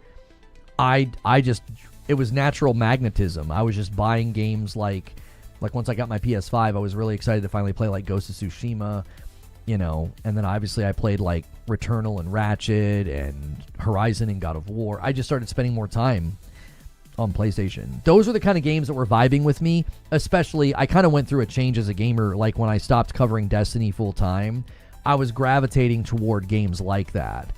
Games like Tsushima in particular. Returnal is like my favorite game this gen. I'm currently working on getting 100% with all the weapons. I'm really close. I got another one last night. I got the carbine to 100%. It's a grind that I do biome 4 to 6. It's a specific grind that I've even perfected more than the last time I made a guide about how to do it. Nitro Oblivion says, Highguard is a very interesting choice of a game to close out the show and ultimately come out in today's climate. The hero shooter genre is currently filled with competition from AAA indies. You know the thing that really bothers me about Highguard? It seems like they named their game with a thesaurus. Like, somebody pointed this out, and I feel like it's a more damning indictment than anything. I feel like it's like the tip of the iceberg, like the tip of the hubris iceberg. Like, they just really didn't think anybody was going to catch this. It's like insulting to our intelligence to be like, this is new, this is fresh, this is a fresh take, this is a new breed of shooter. And it's like everything in your game I've seen before, with the exception of like riding on a horse. So it's like, but they named the game Highguard. High and over and guard and watch. They're like synonyms of each other. Overwatch, Highguard. That's insulting to the public's intelligence that you basically name the game with a thesaurus. Like, what? How did that get out of the planning room floor? Like, oh, our game's not Fortnite. This is Castle Morning. Like, what the? Huh? It's like, dude, you didn't think anybody was gonna catch that? Like, huh? I'm sorry. I think that's a more damning indictment than the gameplay itself. That, like, they honestly thought that was a good idea. It's like, I question all of your judgment now. Who's in charge over there? You literally named it a derivative name. Oh, it wasn't Castle Morning. It was Castle Dawn. Yeah, we're not Fortnite. We're Castle Dawn. Now, listen, Castle Dawn actually does kind of go hard as a name. I'm going to be real with y'all. I think we should crowdfund Castle Dawn right now. Let's start a GoFundMe. We will build Castle Dawn if we get to $1 million. And I can't promise it'll be a good game. Once I get the $1 million, I'll press AI generate, and you guys will just have to, whatever it spits out.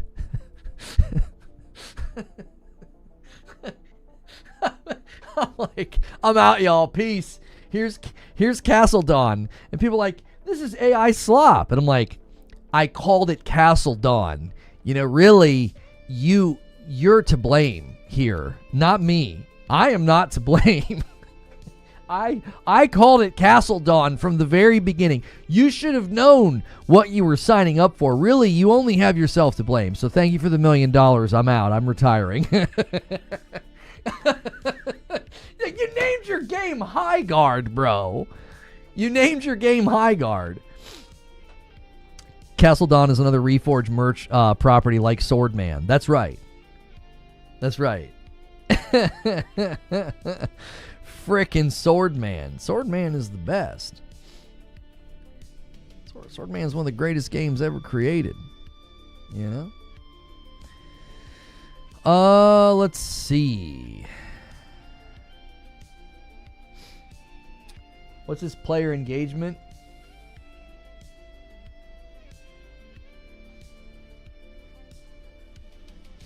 Okay. What's it saying here? Red Dead Redemption jumps with upgrade, reaches top 15 on US PlayStation. Elden Ring Night Rain returns to top 15 with the Forsaken Hollows release. Very, very impressive. Where Winds Meet's number 7 on PlayStation overall. It's not in the top 15 on Xbox. Where Winds Meet is number 6 on Steam. Arc Raiders is number 1 still over there on Steam. Whoo-wee. You know, just crushing it out here. You know, good for Arc Raiders. Yeah. You should put one of these on and call yourself Remodel Gaming or something. Yeah. That's our new brand name. Castle Dawn. $2 super chat from Neo Reaper. Get a Kickstarter going for DC, not Best Friends. Yes. Marvel Rivals. No. We'll call it DC Arch Nemesis or something like that, or Arch Enemies. People are like, this seems an awful lot like Marvel Rivals. No. It's a new, fresh take on the genre. It's highly innovative. What do you do in it?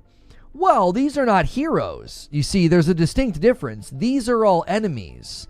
These are villains. These are the bad guys. And you see, they're going to fight each other. This isn't a hero shooter. This is a villain shooter.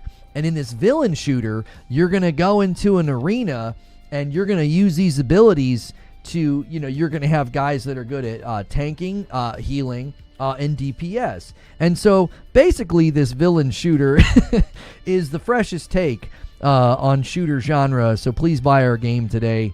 And hopefully the servers are up long enough for you guys to play. Is Arc Raiders easy to jump into? I'm heavy into Battlefield 6, but keep hearing people say how good Arc Raiders is. I mean, I would say it's pretty straightforward as a guy that doesn't really play extraction shooters. I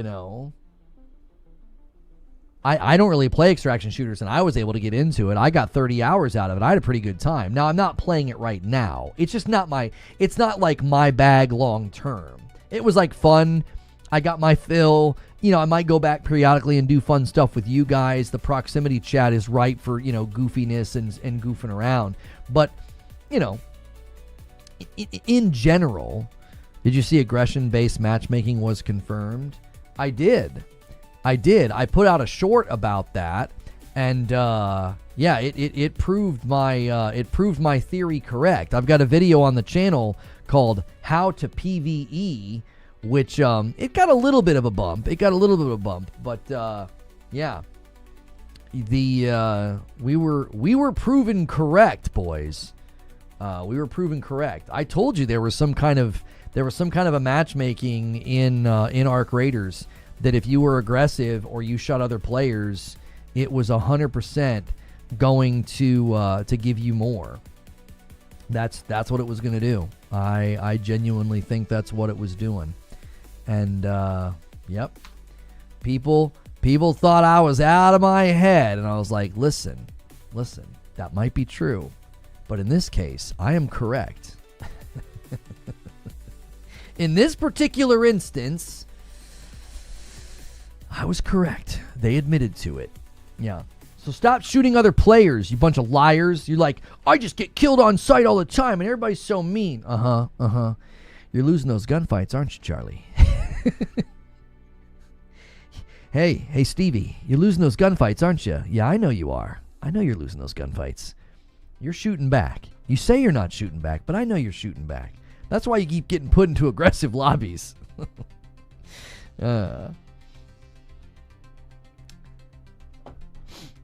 Yeah, it's crazy. You're right. They admitted it. He says, yeah. He says we measure and weigh your behavior, and we match accordingly. And I was like, I told you guys that's what they're doing. We had too many people reporting the exact same experiences.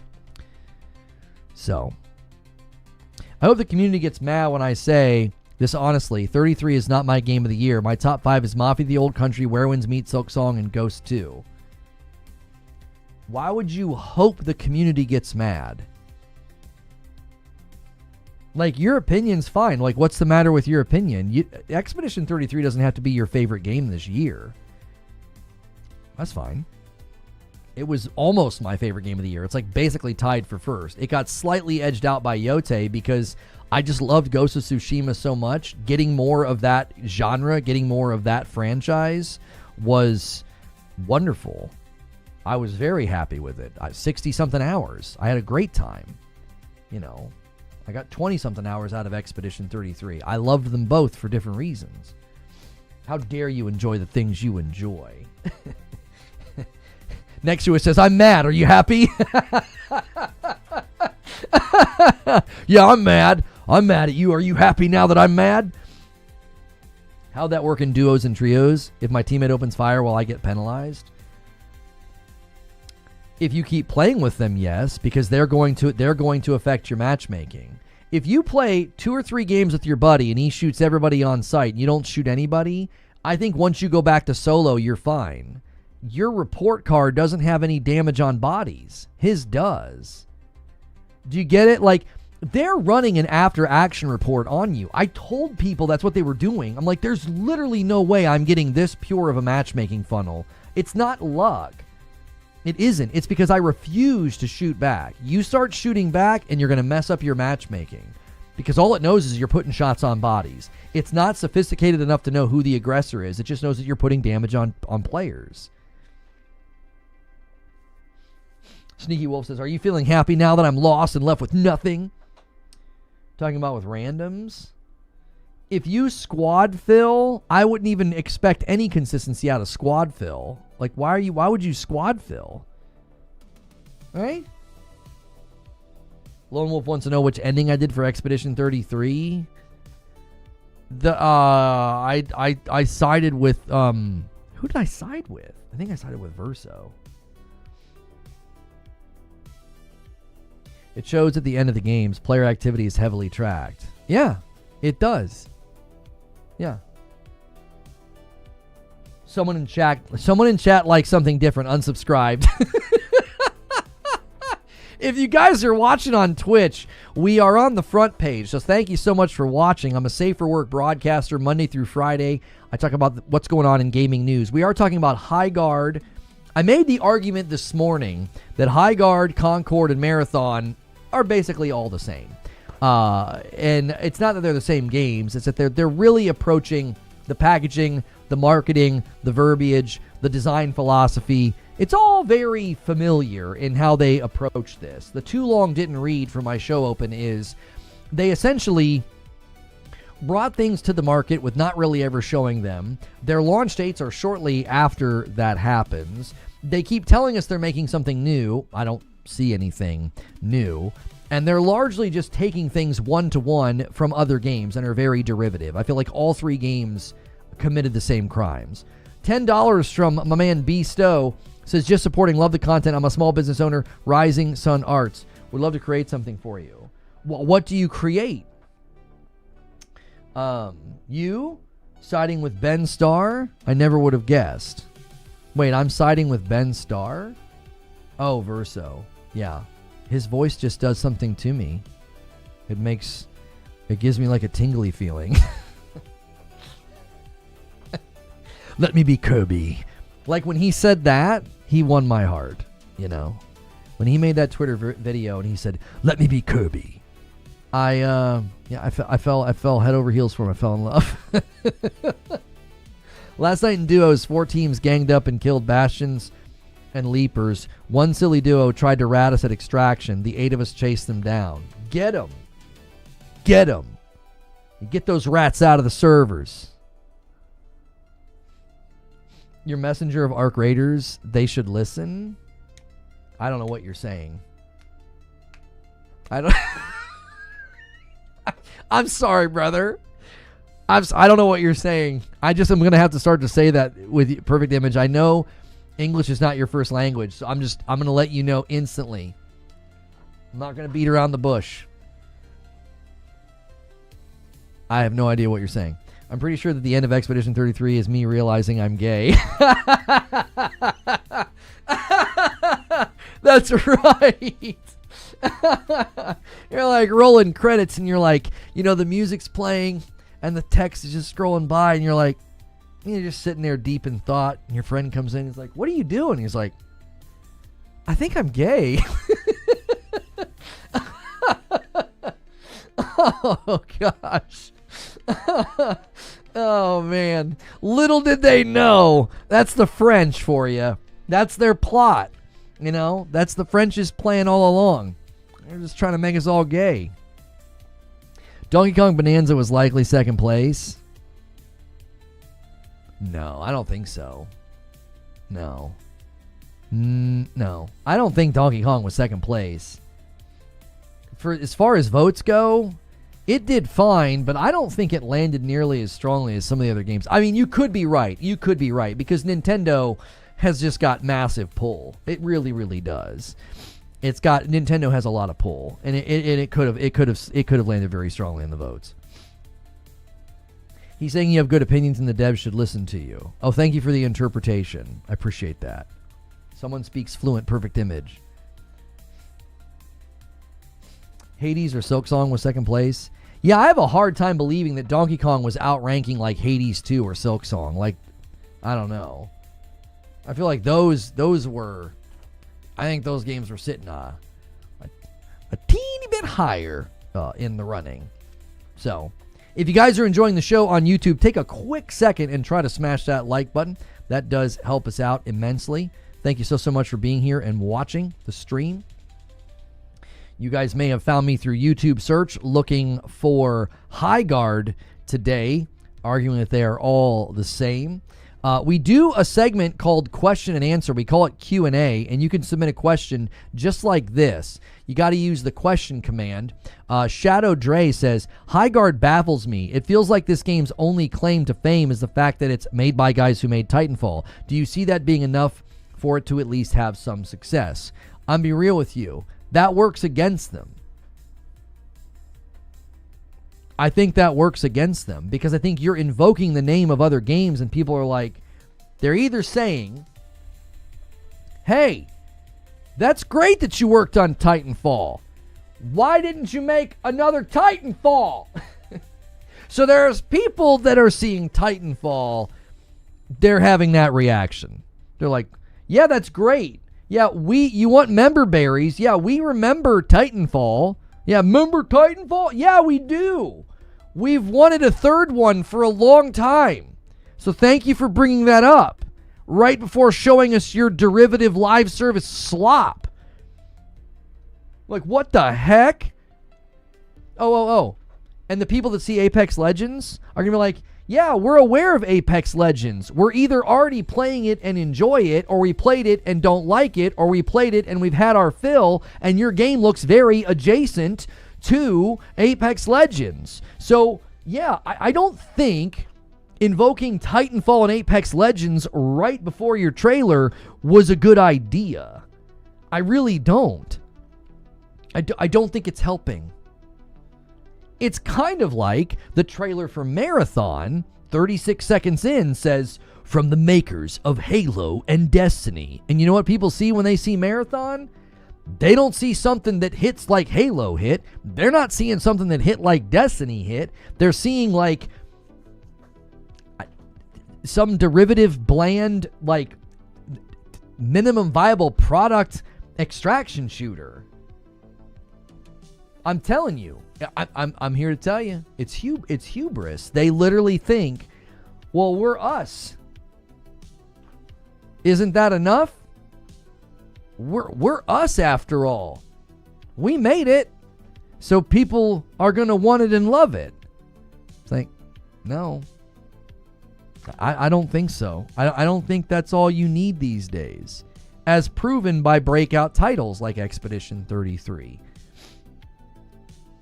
You got to have more than your laurels to rest on or a name to rest on. You've got to have something that makes people say, well, I've got to play that. That's new. That's fresh. That looks really good. Like, I really think one of the frustrations right now that game developers probably feel is there's a very, very unpredictable and organic nature to video game marketing. There's a super, super unpredictable nature to all of this, where you could have a great game, you could have a great concept, you could have a great idea, and it kind of doesn't matter. If the marketing doesn't hit, if you hit at the wrong time, if the market has shifted beneath your feet, you know? Like, some of these games would have been super, maybe not super. They would have had a much better chance of surviving 5 years ago. 4 or 5 years ago, they would have had a shot. Not now. Well, development takes a while, and the ground shifts beneath your feet. And you're like, oh man, we were making this game, and in the time it took us to make it, everybody decided they hate this. That's all entertainment. It's all hurting cats. Did you see Chris Barrett's lawsuit got dismissed?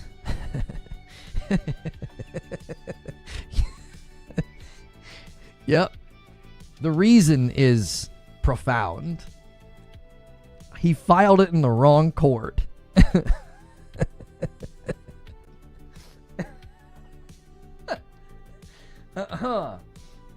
It's almost like an unwanted advancement. I'm sorry. I'm not. Yeah, I saw that his court case got thrown out. He literally submitted the wrong court. Oh, whew. He can resubmit. Yeah, he can resubmit another court. He can do that. Go for it. I wanted to go to court so bad. I would love to see more. Can we see more of your creepy DMs and team meetings, Chris? Can we see more? I'd love to see more of what happened at Bungie too. Oh, I'd love to see it all. It would be like Christmas came early, boys. It's like last week. It's like, hey man, Christmas is a couple weeks away, but Christopher Barrett's case got thrown out. I'm like, oh, that's not good for you. And then I also thought, but I really want this to go to court because I really love Bungie to go through Discovery. It would be magnificent.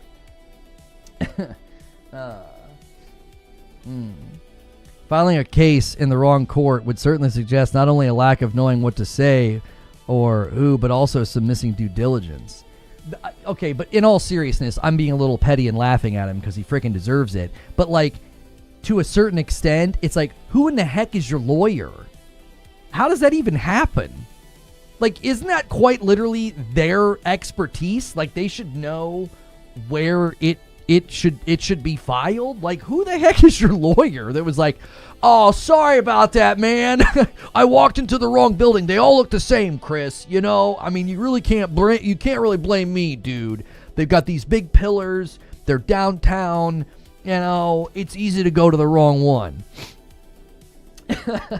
I know Chris's dad. His father is a former Taekwondo instructor. I met him at tournaments and things. Don't remember seeing Chris though. Yeah, I mean, I actually never met him. I never met him. I was at the Destiny 2 premiere in LA in 2017, and thankfully all of the doors there were double doors, so I didn't block any doors. I didn't accidentally stand in a door and block a door. The entire facility was in an airplane hangar, so I was okay. I wasn't a threat to anybody. What's good, Happy Cloud Gamer? I've been working so much in the music studio the last 5 months. Funny how I don't miss gaming like I used to, but enjoy films and series more. Hey, man, hobby hopping is totally fine, man. Whatever's bringing you joy, whatever's bringing you satisfaction and mirth and, happiness. You do you. You do you. He went to Morgan & Morgan.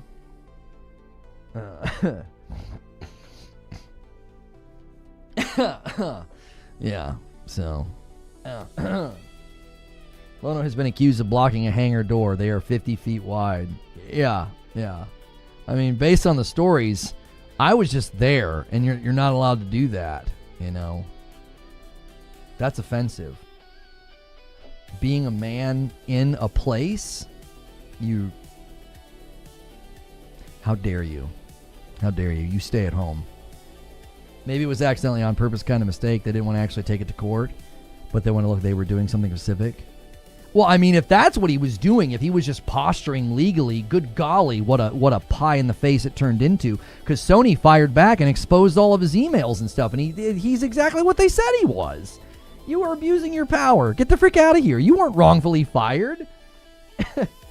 It's funny how that works when there's like actual receipts and actual evidence. It's funny how inconvenient that is for people. It's like, if that's what he was doing, part of me thinks that was what he was doing. There was a time where my theory was he knows where the bodies are buried. He knows the dirty laundry of Bungie, and he knows it stinks worse than his. And I think he thought, if I sue them, they won't want to go through discovery and be exposed, and the public sees everything that's gone on, and the higher-ups are going to say, just settle out of court with him and pay him some money and get him the frick out of here. But Sony stepped in and said, no, I'm your Huckleberry. We will go to court with you, and they exposed all of his stuff. The court mistake was a reasonable one. They filed in a court that provides injunctive relief instead of one that handles money damages. His claims were more money damages than equitable relief. Oh, so you're saying it could be a genuine mistake. Okay. I mean, but I don't know, Zubair. Wouldn't what you just said be something that a lawyer would know to not make that mistake? I don't know. Maybe it's a hindsight 2020 thing. Like, it's an easy oversight, but then in hindsight you're like, oh duh, we made a mistake here. I mean, I guess that would make sense. Who a bunch of you were referencing? Christopher Barrett's lawsuit of wrongful firing for Bungie has been thrown out because they filed it in the wrong court. He can just take it to another court. He has the ability to do that. Within a reasonable amount of time, it says he can just take it to another court. I genuinely hope that he does. I love that he's in headlines again because it's so deserved. Like, what he did there and what he did to me. Like, it is such a just dessert for him to have to swallow. But it's like, also, I want him to refile it. I want it to go to court because I know there's plenty of things that happen at Bungie that would be wonderful to have them drug into the light. It would be wonderful. That is a lot of bad, nasty things happen to that company over the years. Souls-like games can kind of get away with anything they want because they are more popular than shooters right now. What? I'm gonna try to be super gentle here. Where did you get information that made you think that? Do you genuinely think that Souls games are more popular than shooters right now? Like, are you just speaking sort of generically, or do you actually think there's statistics that back up what you're saying? Because I don't think that's true, like, at all. I mean, Souls games have increased in popularity. We're seeing more announcements. We're seeing trends. Elden Ring certainly had an effect on the market. But homie, Souls games I don't think are even close to being as popular as shooters. Like, if you look at the recent, the Circana report that like just came out, that we looked at like moments ago, right? It's absolutely absurd. The top two games on PlayStation, Fortnite, Call of Duty. The top two games on Xbox, Fortnite, Call of Duty. Also up there in the mix is Battlefield and Arc Raiders and Marvel Rivals. These are all shooters. Destiny 2, Apex Legends, all in the top 15. Those are all shooters. I don't think there is a single statistic out there that would support your claim that would support the claim that like, shooters aren't as popular as Souls games now. Unless you mean, you might have just phrased it maybe a little bit too strongly. Maybe you were just trying to say Souls games are rising in popularity while shooters seem to be going down in popularity. But even then, I don't know if that's true, if that's what you were trying to say, because Arc Raiders exploded, Marvel Rivals exploded this year. Those are two of like the most successful games this year. I think it would be better just to say that like, Souls games are certainly on a rise. Shooters have always been much more popular than other type of games. Yeah, you almost can't even compete with them. They're so Leviathan-like in the market. They're just enormous. Like, if you just take Call of Duty and Fortnite, just those two, it's absurd the level of like daily active users and monthly active users that they get. Like, you are never ever gonna, I don't think, unseat that. At least in the near future, I don't think you're gonna have a disruption of that in the industry. People just live in those games. They do. They can have successful sales, but in the context of all gaming, shooters are just absolute king. And I think there's history to support this. If you really think about kind of the history of gaming and when it really turned, it turned on the hinge of shooters. If you look at sort of, the history of first-person shooters from Wolfenstein 3D to today, like Wolfenstein to Doom and Quake, and then Unreal Tournament and Call of Duty, there's just this clear hinge where all of a sudden gaming has grown in popularity. People are engaging with gaming that didn't typically engage with gaming before, and it's shooters that did it, whether it was Halo, whether it was Call of Duty. those really thrust them, I think, into more popularity, and then esports, and then it's all, after that, it's over. Like, that's all anybody's talking about, whether it's CSGO or, Call of Duty, or, I mean, even games that are still running, not as popular, but like still running and having competitions and things like Rainbow Six Siege and Valorant. Like, they're not nearly as big as Fortnite and Call of Duty, but they clearly have a very, very consistent, presence within the market. So, yeah. I think it's cool to see. I think, to your point, that I think maybe you just kind of overstated your point a little bit. I think, to your point, it is cool to see other genres getting their time in the sun, as it were. Seeing a game like Expedition 33 be so celebrated, I think that's good for the market. I think that level of diversity within game genres makes the market strong. We make fun of the gacha games and some of that, but at the same time, those games, I think, are adding more people and more money to the market that might not be there otherwise. Now, obviously, the monetization practices of some of those games is a little worrisome. Like, you don't want those games becoming too popular, but I think in general, the more success different genres have, the better. It is cool to see Souls games having a bit of a resurgence. Here's what I think development studios and publishing studios, what they should start to do when there is a trend. Okay? So what's happening is, and this is definitely going to happen, so in 3 to 4 years, I think you're going to see a lot of games that were inspired by Expedition 33. You will. I think that... I think you saw it with Hollow Knight. You saw a lot of platformers kind of come out because Hollow Knight got a lot of praise, a lot of notoriety. Elden Ring got a lot of praise, a lot of notoriety. And all of a sudden you have all these games kind of mimicking it, right? I definitely think you're going to start to see, in 3 years or so, and then 4 years especially, you'll see a bunch of games that are clearly inspired by Expedition 33. And I think development companies and publishing companies should start to be very, very leery of that. If hey, this genre just made a splash, and everybody's going to go that way. Everybody's going right, you should go left. I would go away from that genre. Instead of...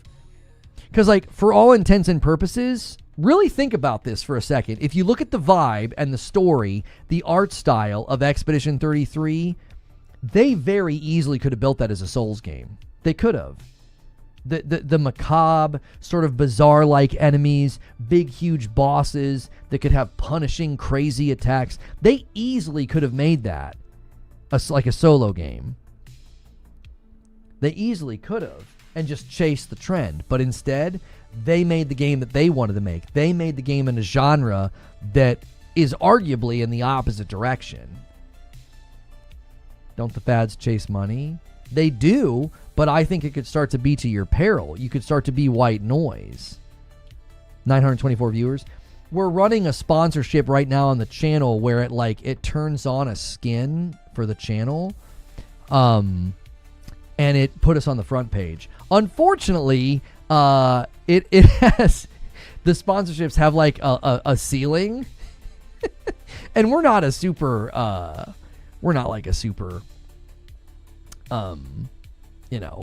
prominent channel, so it's to be expected. Oh, there we go. Hang on.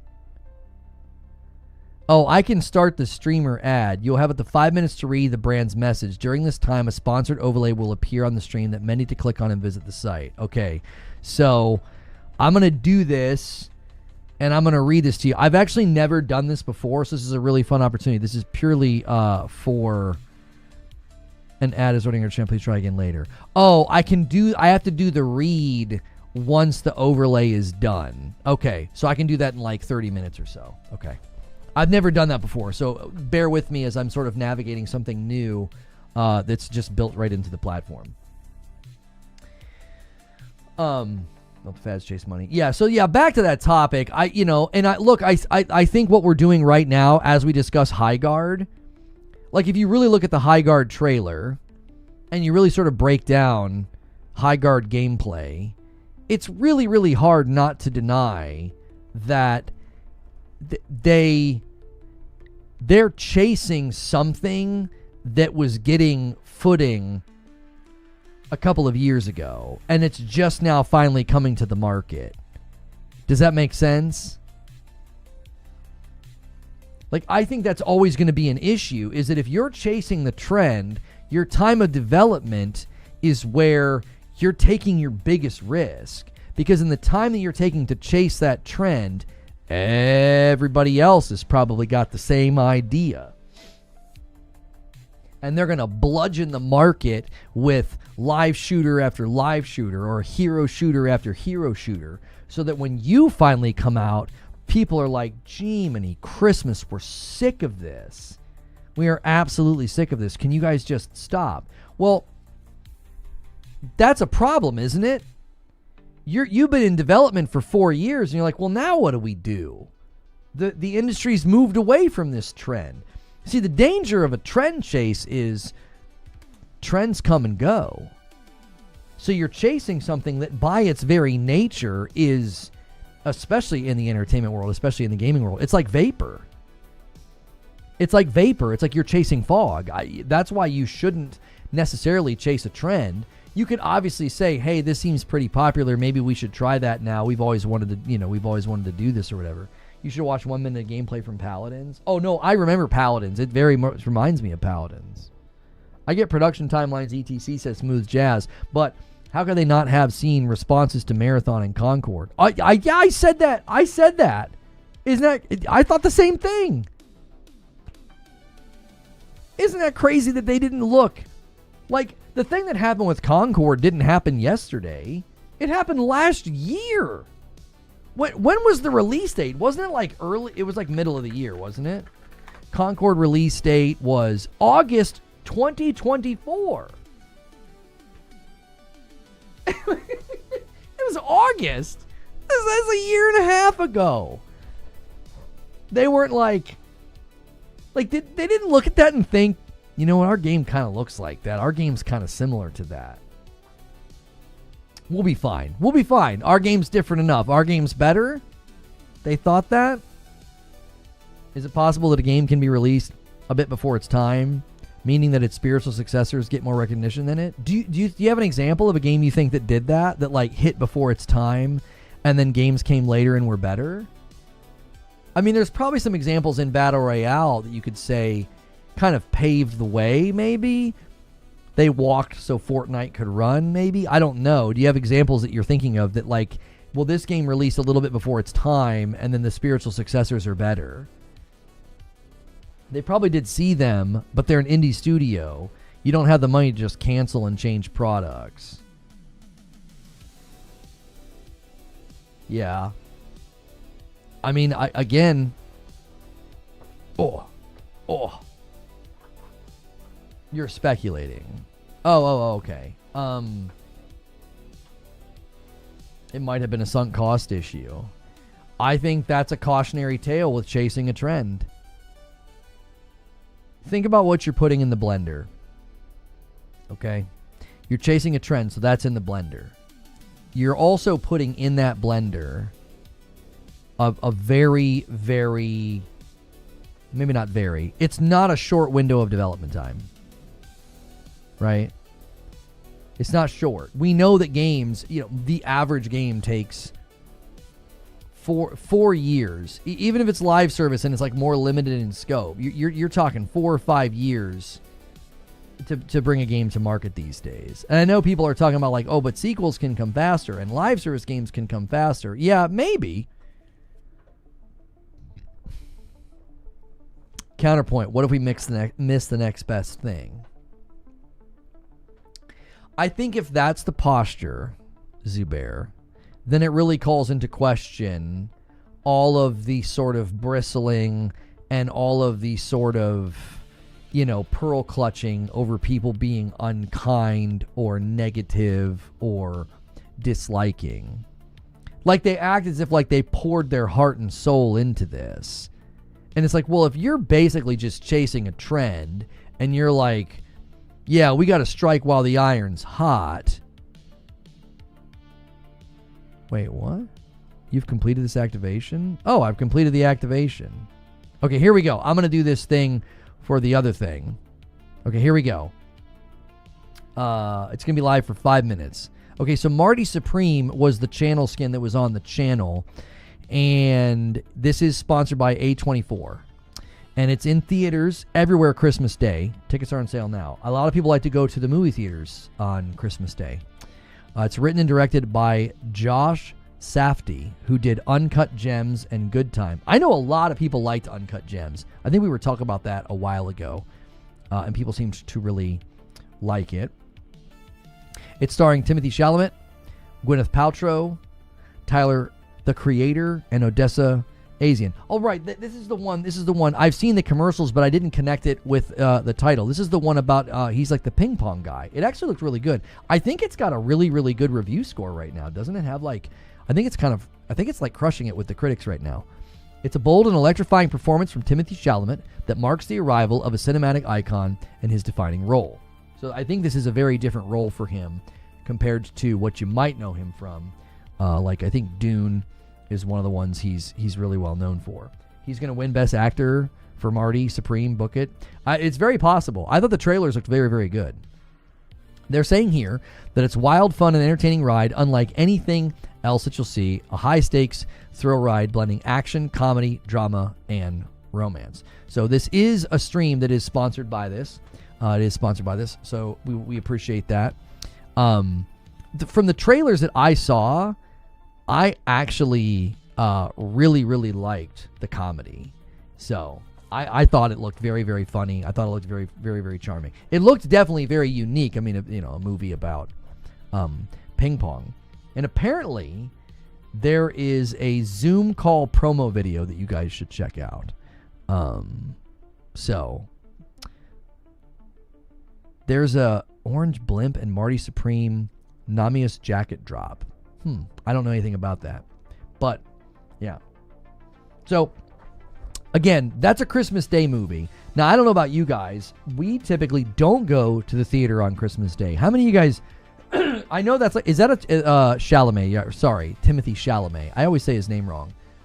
He probably is accustomed to that by now. Is that like a family tradition for you guys? Like, I know some families, like, they go to the theater on Christmas Day. We never did that growing up. We never did. No, you've never done it once? I've met a lot of families that do that. Like, that's like their thing. I mean, I don't know what this is rated. But so I don't know if this would necessarily be a family movie, but it certainly could be like a good date night if you like to go to the movie theater on Christmas. It's called Marty Supreme. I used to go to the movies with my Jewish friends on Christmas. Well, that kind of makes sense. You've never done it? Only people I know who go on Christmas are folks that don't celebrate Christmas. No. I knew families that celebrated Christmas, and that was like a tradition they did like every year. They would go to the theater to see a movie. Yeah. We go in the evenings once the kids settle down. Yeah, there you go. I'm telling you. I think it's cool. I'm not like downing it. I'm just interested because everybody has such different traditions. We prefer to be pretty low key on Christmas Day. We just kind of stay at the home, stay at the house. The kids are doing presents and gifts and stuff. Yeah, that's usually what we're doing. So yeah. We're going this year on Christmas Day with the kids for the first time. My wife's family used to do it every year. Do you know what you're going to see? Are you guys seeing this one that we're doing the sponsor for, Marty Supreme? We do that after lunch. When I was growing up, we didn't have any other family nearby. As a former AMC theater manager, I would say, F you guys for going on Christmas. Well, I would imagine the employees like the fact that people are coming. I mean, maybe not. But hey, got to keep the theaters open, man. Can't be having these theaters closing down. We got to have people going in and buying tickets and popcorn and stuff. We pay your salary. That's right. So once again, the segment's about to end here.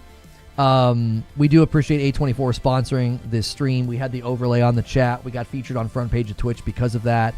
So Marty Supreme in theaters everywhere Christmas Day, starring Timothée Chalamet, Gwyneth Paltrow, and others. And you guys that like to go see movies on Christmas Day, this would be one to check out for sure. You're going to see Zootopia 2. Yeah, not bad. My kids have been asking about that one. You'll be watching football on Christmas? Okay. Well, there you have it. Okay. What do I need to do now? I'm very much out of my element here. Okay. It's done. All right. Cool. We've got some more we'll do this week. And they're for games. And so we'll do those throughout this week. So thank you guys so much for indulging that. That is a great way to support. That's a great way to support what we do here. It really, really is. So thank you. Yeah.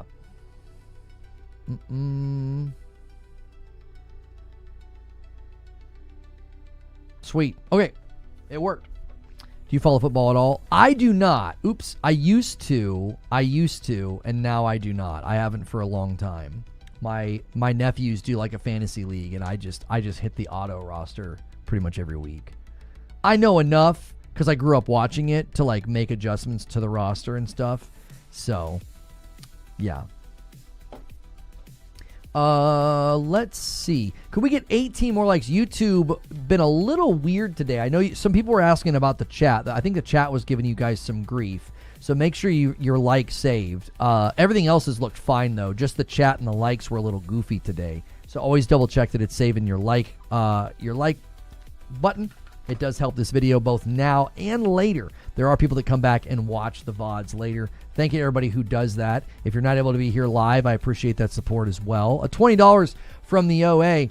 Lono, notice the dissonance with the devs that haven't yet broken trust. Highguard drops and everyone asks, what were they thinking? But suggests changes to Arc Raiders and fans yell, but the devs said X and they can't be wrong. I mean, I'm not actually sure there's a direct comparison here. Like, I kind of get what you're saying. I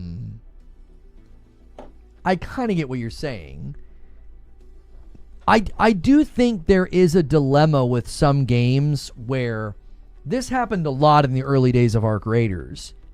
People would be like, there's nothing wrong. It's fine. They don't need to change anything. And I'm like, okay, just hang on. Just a second. Can I just ask a couple of questions? Do you genuinely believe that the game has literally no problems? It's perfectly fine as is. There doesn't need a single change, not a single update, not a single tweak, you know what I mean? Denver, Colorado. I'm in Louisville, Kentucky. Yeah, you might have answered my question. I work with watercolor, acrylics, and digital. Not on topic. Love to create something. Yeah, I have a P.O. box, homie. If you, anytime somebody does that, like I know guys have done like 3D printing and things like that. If you make something and you send it to my P.O. box, put a little business card in there, homie, I have no problem showing that on stream and being like, yo, check out this guy, blah, blah, blah, at .com, da-da-da-da. I have no problem doing that. I've done that in the past. The Arc Raiders devs get some grace because the game is good. The Highguard folks are only working off reputation. It looks butt. Yes, I agree. I do. I need a quick break, though. I do. I need a quick break. Give me just a second.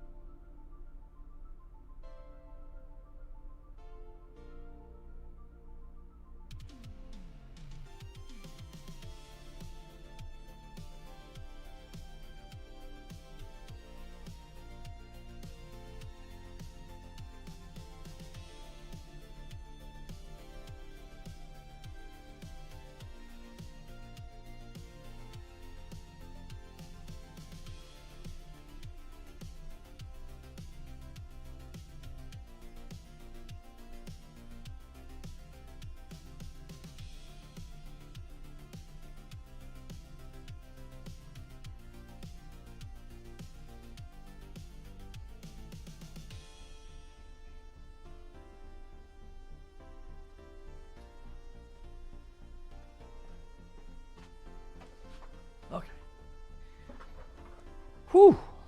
It is cold. I took my hoodie off. I don't want to put it back on because I don't want to create the static that hits the mic and makes the camera freak out. I might do it away from the mic. I think that's one of the reasons why there's been a couple of times I've gotten up out of the chair and the camera freezes. I probably get up out of the chair, I create a static charge, it hits the mic, and it freezes the camera. And it's happening more in the winter. I came in here this morning, I hit the light switch, I was like, ow! It's like it friggin' shocked me. Let's not complicate it. Arc Raiders looked unique. Highguard looks copy-pasted boring. Probably half their budget on the closing spot of the TGAs. Oh, you gotta wonder where the money came from, dude. You gotta really wonder. It's like, who is publishing this game? If you go to Highguard on Steam, who's publishing it? Oh my gosh. They're self-publishing according to that. So they've either got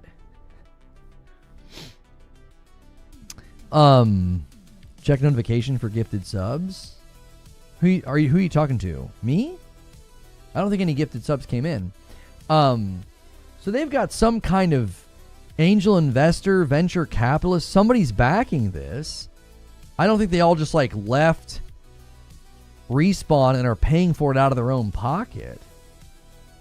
The reason Highguard could be unique is because of the map size and gameplay loop similar to that of Rush from Battlefield, but with objectives. You think, but you said it could be unique by being similar to this other game and this other mode. It's funny how people glaze Marvel Rivals, which is essentially just Overwatch again, but with Marvel characters, but people are surprised about something like Highguard existing. Well, truth be told, if Rivals would have come out and been a bunch of generic heroes, it likely wouldn't have gotten near the attention that it got, because people would have said, oh, that's just an Overwatch clone. Right? It's 45 Celsius there, negative 45 Celsius. I don't know what that means. I speak American, so it's 25 Fahrenheit here. So I don't know what you're saying. Every time I do a joke like that, somebody in chat's gonna be like, "American's not a language."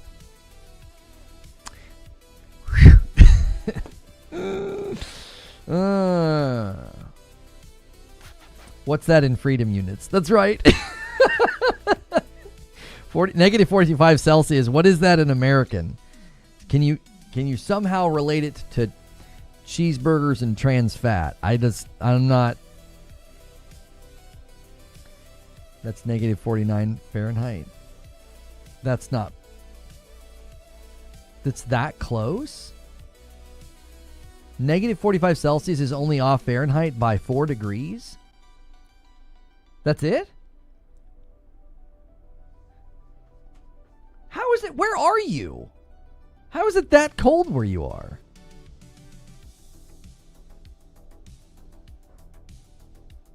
How? What?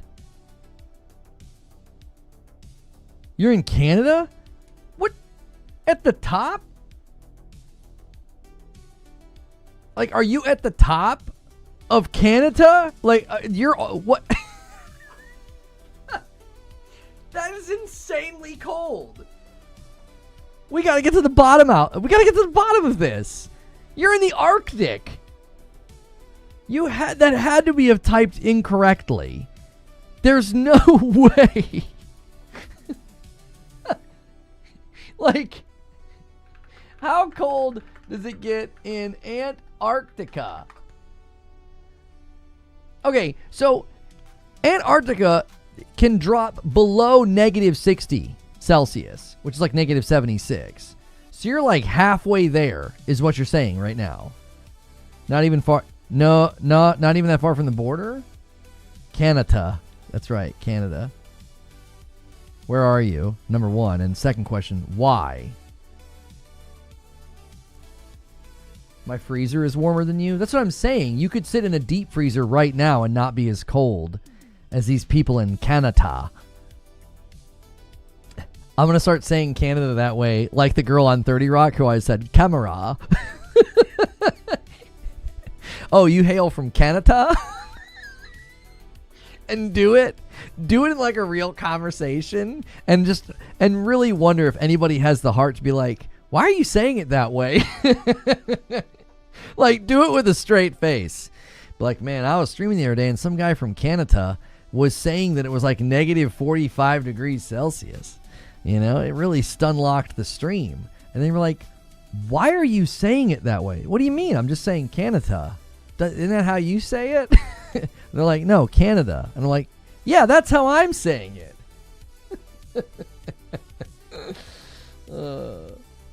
I still can't find a shooter that's built on a mode like Castle Siege. Capture the castle, destroy the castle. I know we're probably going in circles at this point, but I think this is why the game has me excited. I played the MMO, an MMO for 6-7 years called Dark Age Camelot, and the PvP in that game was a great concept. Here's the dilemma with where you're going, Sven. This is the dilemma with where you're going. Okay. I've got to get through the door first. If you're going to try to tell me about that, you've got to get me in the door first. Okay? And the delivery, the packaging, the gameplay, the aesthetic, the characters, all of that, that's your front door. Right? You're like, oh, but the gameplay could be unique. I mean, a Castle Siege could be really fun. Yeah. Maybe. Yeah, it could be. But everything I saw was movement, shooting, abilities, ultimates, character design that looked very generic and derivative. So the vehicle of the game is like, oh, okay. Like, let me think of an analogy here with the vehicle language. You could be like, man, we built an amazingly fresh, new go-kart course. And I'm like, oh, sweet. What's it got? Well, it's got stuff that you've never really seen on a go-kart course before. A whole new concept. I'm like, cool, man. And out comes this old, tired, rickety go-kart. What my initial impression is probably going to be, I'm not going to give you my money. Because you're talking about the course, and I'm looking at the vehicle, and I'm like, this looks like this is going to suck. It looks like the thing's barely holding together. Like, the vehicle of getting to this gameplay loop that you're talking about is movement, abilities, shooting, ultimates. It's all stuff I feel like I've seen before. It looks like it's tired and worn out. It's like, yeah, I've done this before. But the gameplay loop is a PvP. You're doing a siege of a castle. Wow. So? You see what I'm saying? The negative publicity could be a blessing because every content creator is going to try it for content. There could be a 900 IQ play of don't really show the good stuff, show the derivative stuff. Everybody's going to try it, and then it'll naturally go viral through word of mouth. I think the likelihood of that happening is on a scale of 0 to 10 of likelihood, that's like a 0.5. The possibility of that being the play, in general, this is a bad way. That's a horrible way to get people into your game, is to intentionally make it look so bad and so meme-worthy that people are going to play it to farm it for content. So you get downvoted into oblivion, and everybody's making fun of your game. I think that's not a risk. That's like, driving your car towards the wall and saying, "Trust me, this is going to work." And it's like, how? We'll make it on the insurance or something. It's like, there's just no way. I don't think you would set up your game to basically fail and be like, well, but the memes will drive engagement, and then people will be like, we were wrong, this game's amazing. That was the intro. Now show me the actual mode. Show me the uniqueness. There should have been a deep dive. Here's the problem with the deep dive, Sven. Nobody's going to care if the vehicle is what we saw. If that's how I'm going to move, if that's how I'm going to shoot, if I have abilities and ultimates that I have seen in other games, it doesn't matter. It's going to feel like a limited time mode that's like it's somehow existing in like a multiverse of video games. Do you see the point that I'm making? It's like the way I'm going to engage with this game. What's good, Feed? I see you in the chat. The way I'm going to engage with this game is running, sliding, shooting, throwing blades and bringing up walls and slamming the ground. And it's like we've done all this before. Putting that into a new mode, you really think that's got a shot? We've talked about this many, many times. Trying to turn a game mode into a game is the biggest mistake some of these companies are making. It's like, well, Fortnite did it, so Naughty Dog thought, yeah, we'll spin out a mode. And Division did it with Heartland. We'll spin out a mode. We'll spin out Survivor or Survival. We'll make a whole game called Heartland. This is the same thing. It's like, well, it's the mode. It's the mode. It's new. It's new. It's like, but it doesn't matter. The vehicle of delivery is terrible. It's like it's just a bunch of stuff that I feel like I've already done. So literally, it's the fact that it was shown to be a hero shooter with abilities. Even the abilities are centered around castle sieges. That's what's turning people off. I understand now. I'll disagree, but I respect the opinion. I actually think you're being superficial about a superficial opinion. And in that, you're actually being too specific. I don't even think it's because it's a hero shooter with abilities. I think it's the abilities themselves. It's like they look super familiar. You're going to go like this and raise a wall? Oh, okay. I mean, that's in Valorant, isn't it? You're going to go like this and slam the ground and it creates a line of fire? That's in like every game out. You're going to jump and slam the ground. You're going to quickly go and like throw knives. Oh, wow. Like, you see, that's the problem. I think people keep saying hero shooter, and I feel like it's not even that. It's, man, I feel like I've played this before. It's almost like deja vu. You're like, wait, huh? And I know people did that with Marvel Rivals. They thought it felt like Overwatch deja vu with Marvel characters, but Marvel did a lot of heavy lifting for that game. We know that. The abilities feel samey to folks. Yes. Let me just off the top of my head. If you're making a game about like, we want a PvP game where you're sieging a castle, right? And it would end up feeling very much like Smite if you're not careful. Like a MOBA, almost. Like the whole moving forward PvP aspect, killing, trash ads and things of this nature. I wonder if the abilities should be completely and wholly distinct to that. Right? Like, this guy is going to... His ability is that he spawns a catapult, and this guy spawns a battering ram, and this guy spawns, a unit of archers or something. I'm not even saying this would be compelling. I'm just saying at least it would look new. You'd be like, well, I've never really seen a game like that before. Yeah, that guy spawned a trebuchet, and that guy spawned a battering ram, and then that guy has the ability to like spawn and command units, and it would be like this, it would almost be like an RTS where you're down on the ground and you're sieging this castle or whatever. I am not saying that would be more compelling or more exciting, but you definitely couldn't say it looks like something I've played before. You wouldn't be like, well, I've seen that ability. I've seen that wall, ground slam, grenade throw, knife throw ability. I've seen all those before. Like, the animations don't even look distinct. It literally looks like something. It literally looks like a game I played. You're describing Battleborn? That wasn't Battleborn. Battleborn was like MOBA Overwatch with like units that you could kill to get points and like move forward. And you had guys that were like DPS and guys that were tanks and people that could heal. Like, that was a hero shooter. I'm talking about literally like an RTS, but you're on the ground, you're in the game. And again, I'm not saying it would be more compelling, but at least you would see the footage and be like, I've not seen that before.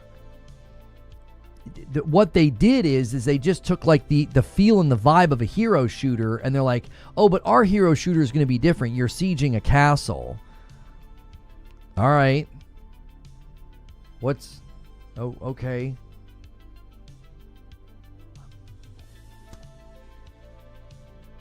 It would almost be like we build a hero shooter, and in our hero shooter, you're building something. It's like, well, yeah, it's still a hero shooter at the end of the day. The vehicle with which I move and engage in combat is just immediately has this baked-in familiarity. And I think this is a general challenge with live service, because if there's baked-in familiarity, you're going to immediately feel fatigued by it. Why? Because the last game you played like that, you hit a level of fatigue and you don't play it anymore. A huge portion of the gaming public did that. A lot of us played Fortnite or Warzone or Overwatch or any number of live service games. We hit a level of fatigue and now we no longer play that game. So as soon as something looks like it or smells like it, we're like, yeah, I've had my fill. It's kind of like if you drink too much of something and you puke it all up, and then you can't even look at the bottle, right? You're like, huh. Right? Some of you guys feel that way about Fireball, right? You hang out with some frat boys and everybody's drinking Fireball and you have a rough go of it, and then you never want to touch Fireball again for the rest of your life. It's a similar thing, right? You create a mental, psychological stigma of fatigue where you're like, never again. And then you see a game that looks like, smells like Overwatch, looks like, smells like some other hero shooter that you tried or played, and you're like, no thank you. That's why I called it like, it was like the public all had like a natural gag reflex. We all kind of retched at the same time. We're like, ugh, gosh, not that again. And you're like, but it's new. There's horses and a battering ram. And it's like, nobody cares. We're all just having flashbacks of games we got sick of. I get where you're coming from. We know I'm pretty open to things, and I'm generally more lenient. Yeah, what keeps live service games going in the world, Sven, is not the Svens of the world. That's the issue. Live service games do not run their engine on the Svens of the world. You're very, very lenient and charitable, and you will give a game a shot. These games have a very short window of a chance to win people over and keep them and get them. And when they do it, that's why look at how these developers talk. Look at how like Arrowhead spoke about Helldivers' popularity. Look at how Arc Raiders has responded. They're surprised because it's like they deep down, whether they want to admit it or not, they thought, yeah, the likelihood of survival's low. They talk about it like they're amazed at the popularity. Like, oh, they almost can't believe it. Why? Well, because it's kind of like winning the lottery. You know people win the lottery. You know live service games are successful, but you also know tons of them are not. So when it happens to you, you almost feel like you're dreaming. They didn't anticipate the number of players that they got in Helldivers or Arc Raiders. They didn't. So it's like, even the successful ones kind of didn't see it coming. So live service games unfortunately don't, and I think it's because there's not most of the gamers of the world aren't like you. They're very quick to write something off and dismiss it and say that it's crap. And in this situation, I don't like siding with the mob, but sometimes, a broken clock is right twice a day. Sometimes the mob gets it right, Sometimes the mob gets it right.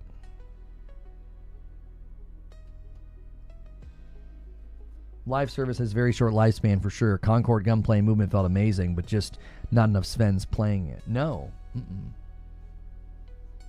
A new marathon vid doc just dropped. Are you serious?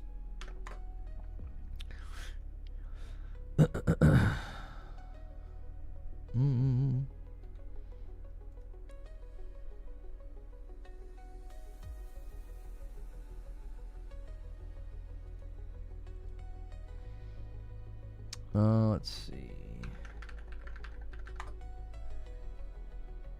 Hang on. 1 minute ago, Vision of Marathon. I tell you what, that just hit.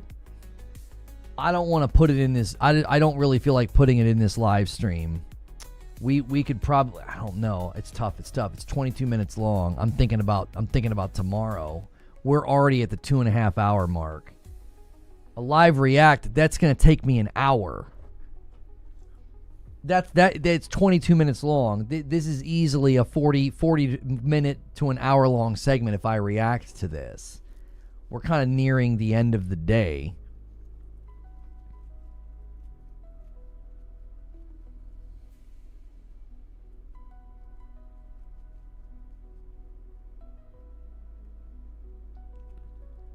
Or we just redirect and do a new. It doesn't serve much of a purpose in a 3-hour long show about Highguard to suddenly have like an almost hour long reaction to a marathon vid doc that just dropped.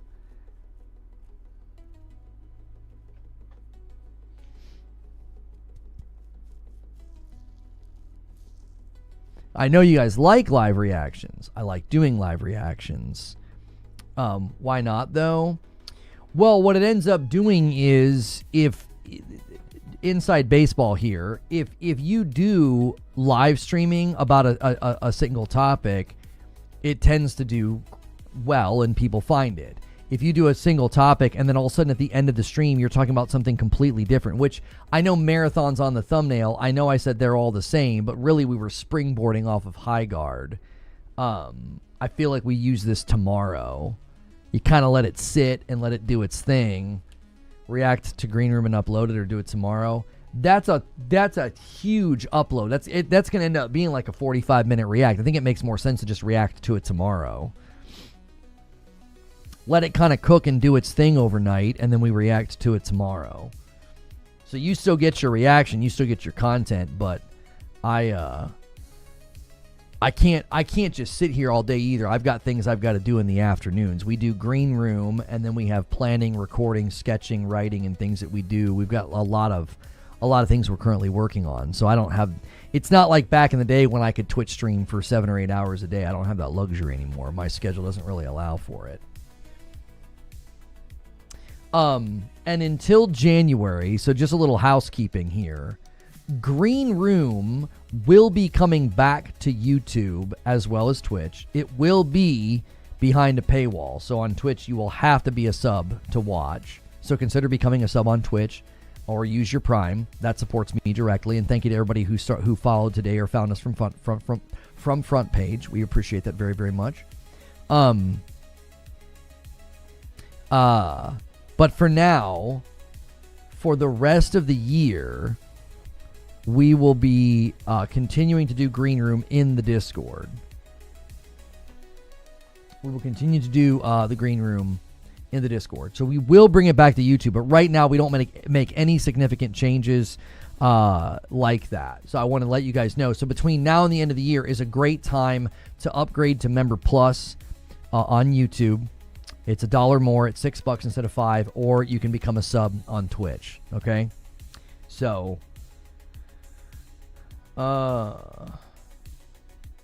just search for Marathon VidDoc, VIDOC, VidDoc. It's like the first thing that pops up, or you can search for Vision of Marathon. That's what it's called. So, but for the remainder of the year, if you would like to be a part of Green Room, you're going to need to come to the Discord, and the Discord link is below, or you can use the Discord command in chat. Okay? So, on your way out, guys, hit the like button. Try to get us to 200 likes before the stream ends, and we'll be back at it again tomorrow. Looks like we'll probably be doing a reaction to this marathon vid doc, and we appreciate y'all so much. I'll see you tomorrow. I'll see you right now in the Green Room, though, if you do hang out in our members-only Discord. All right? Take care.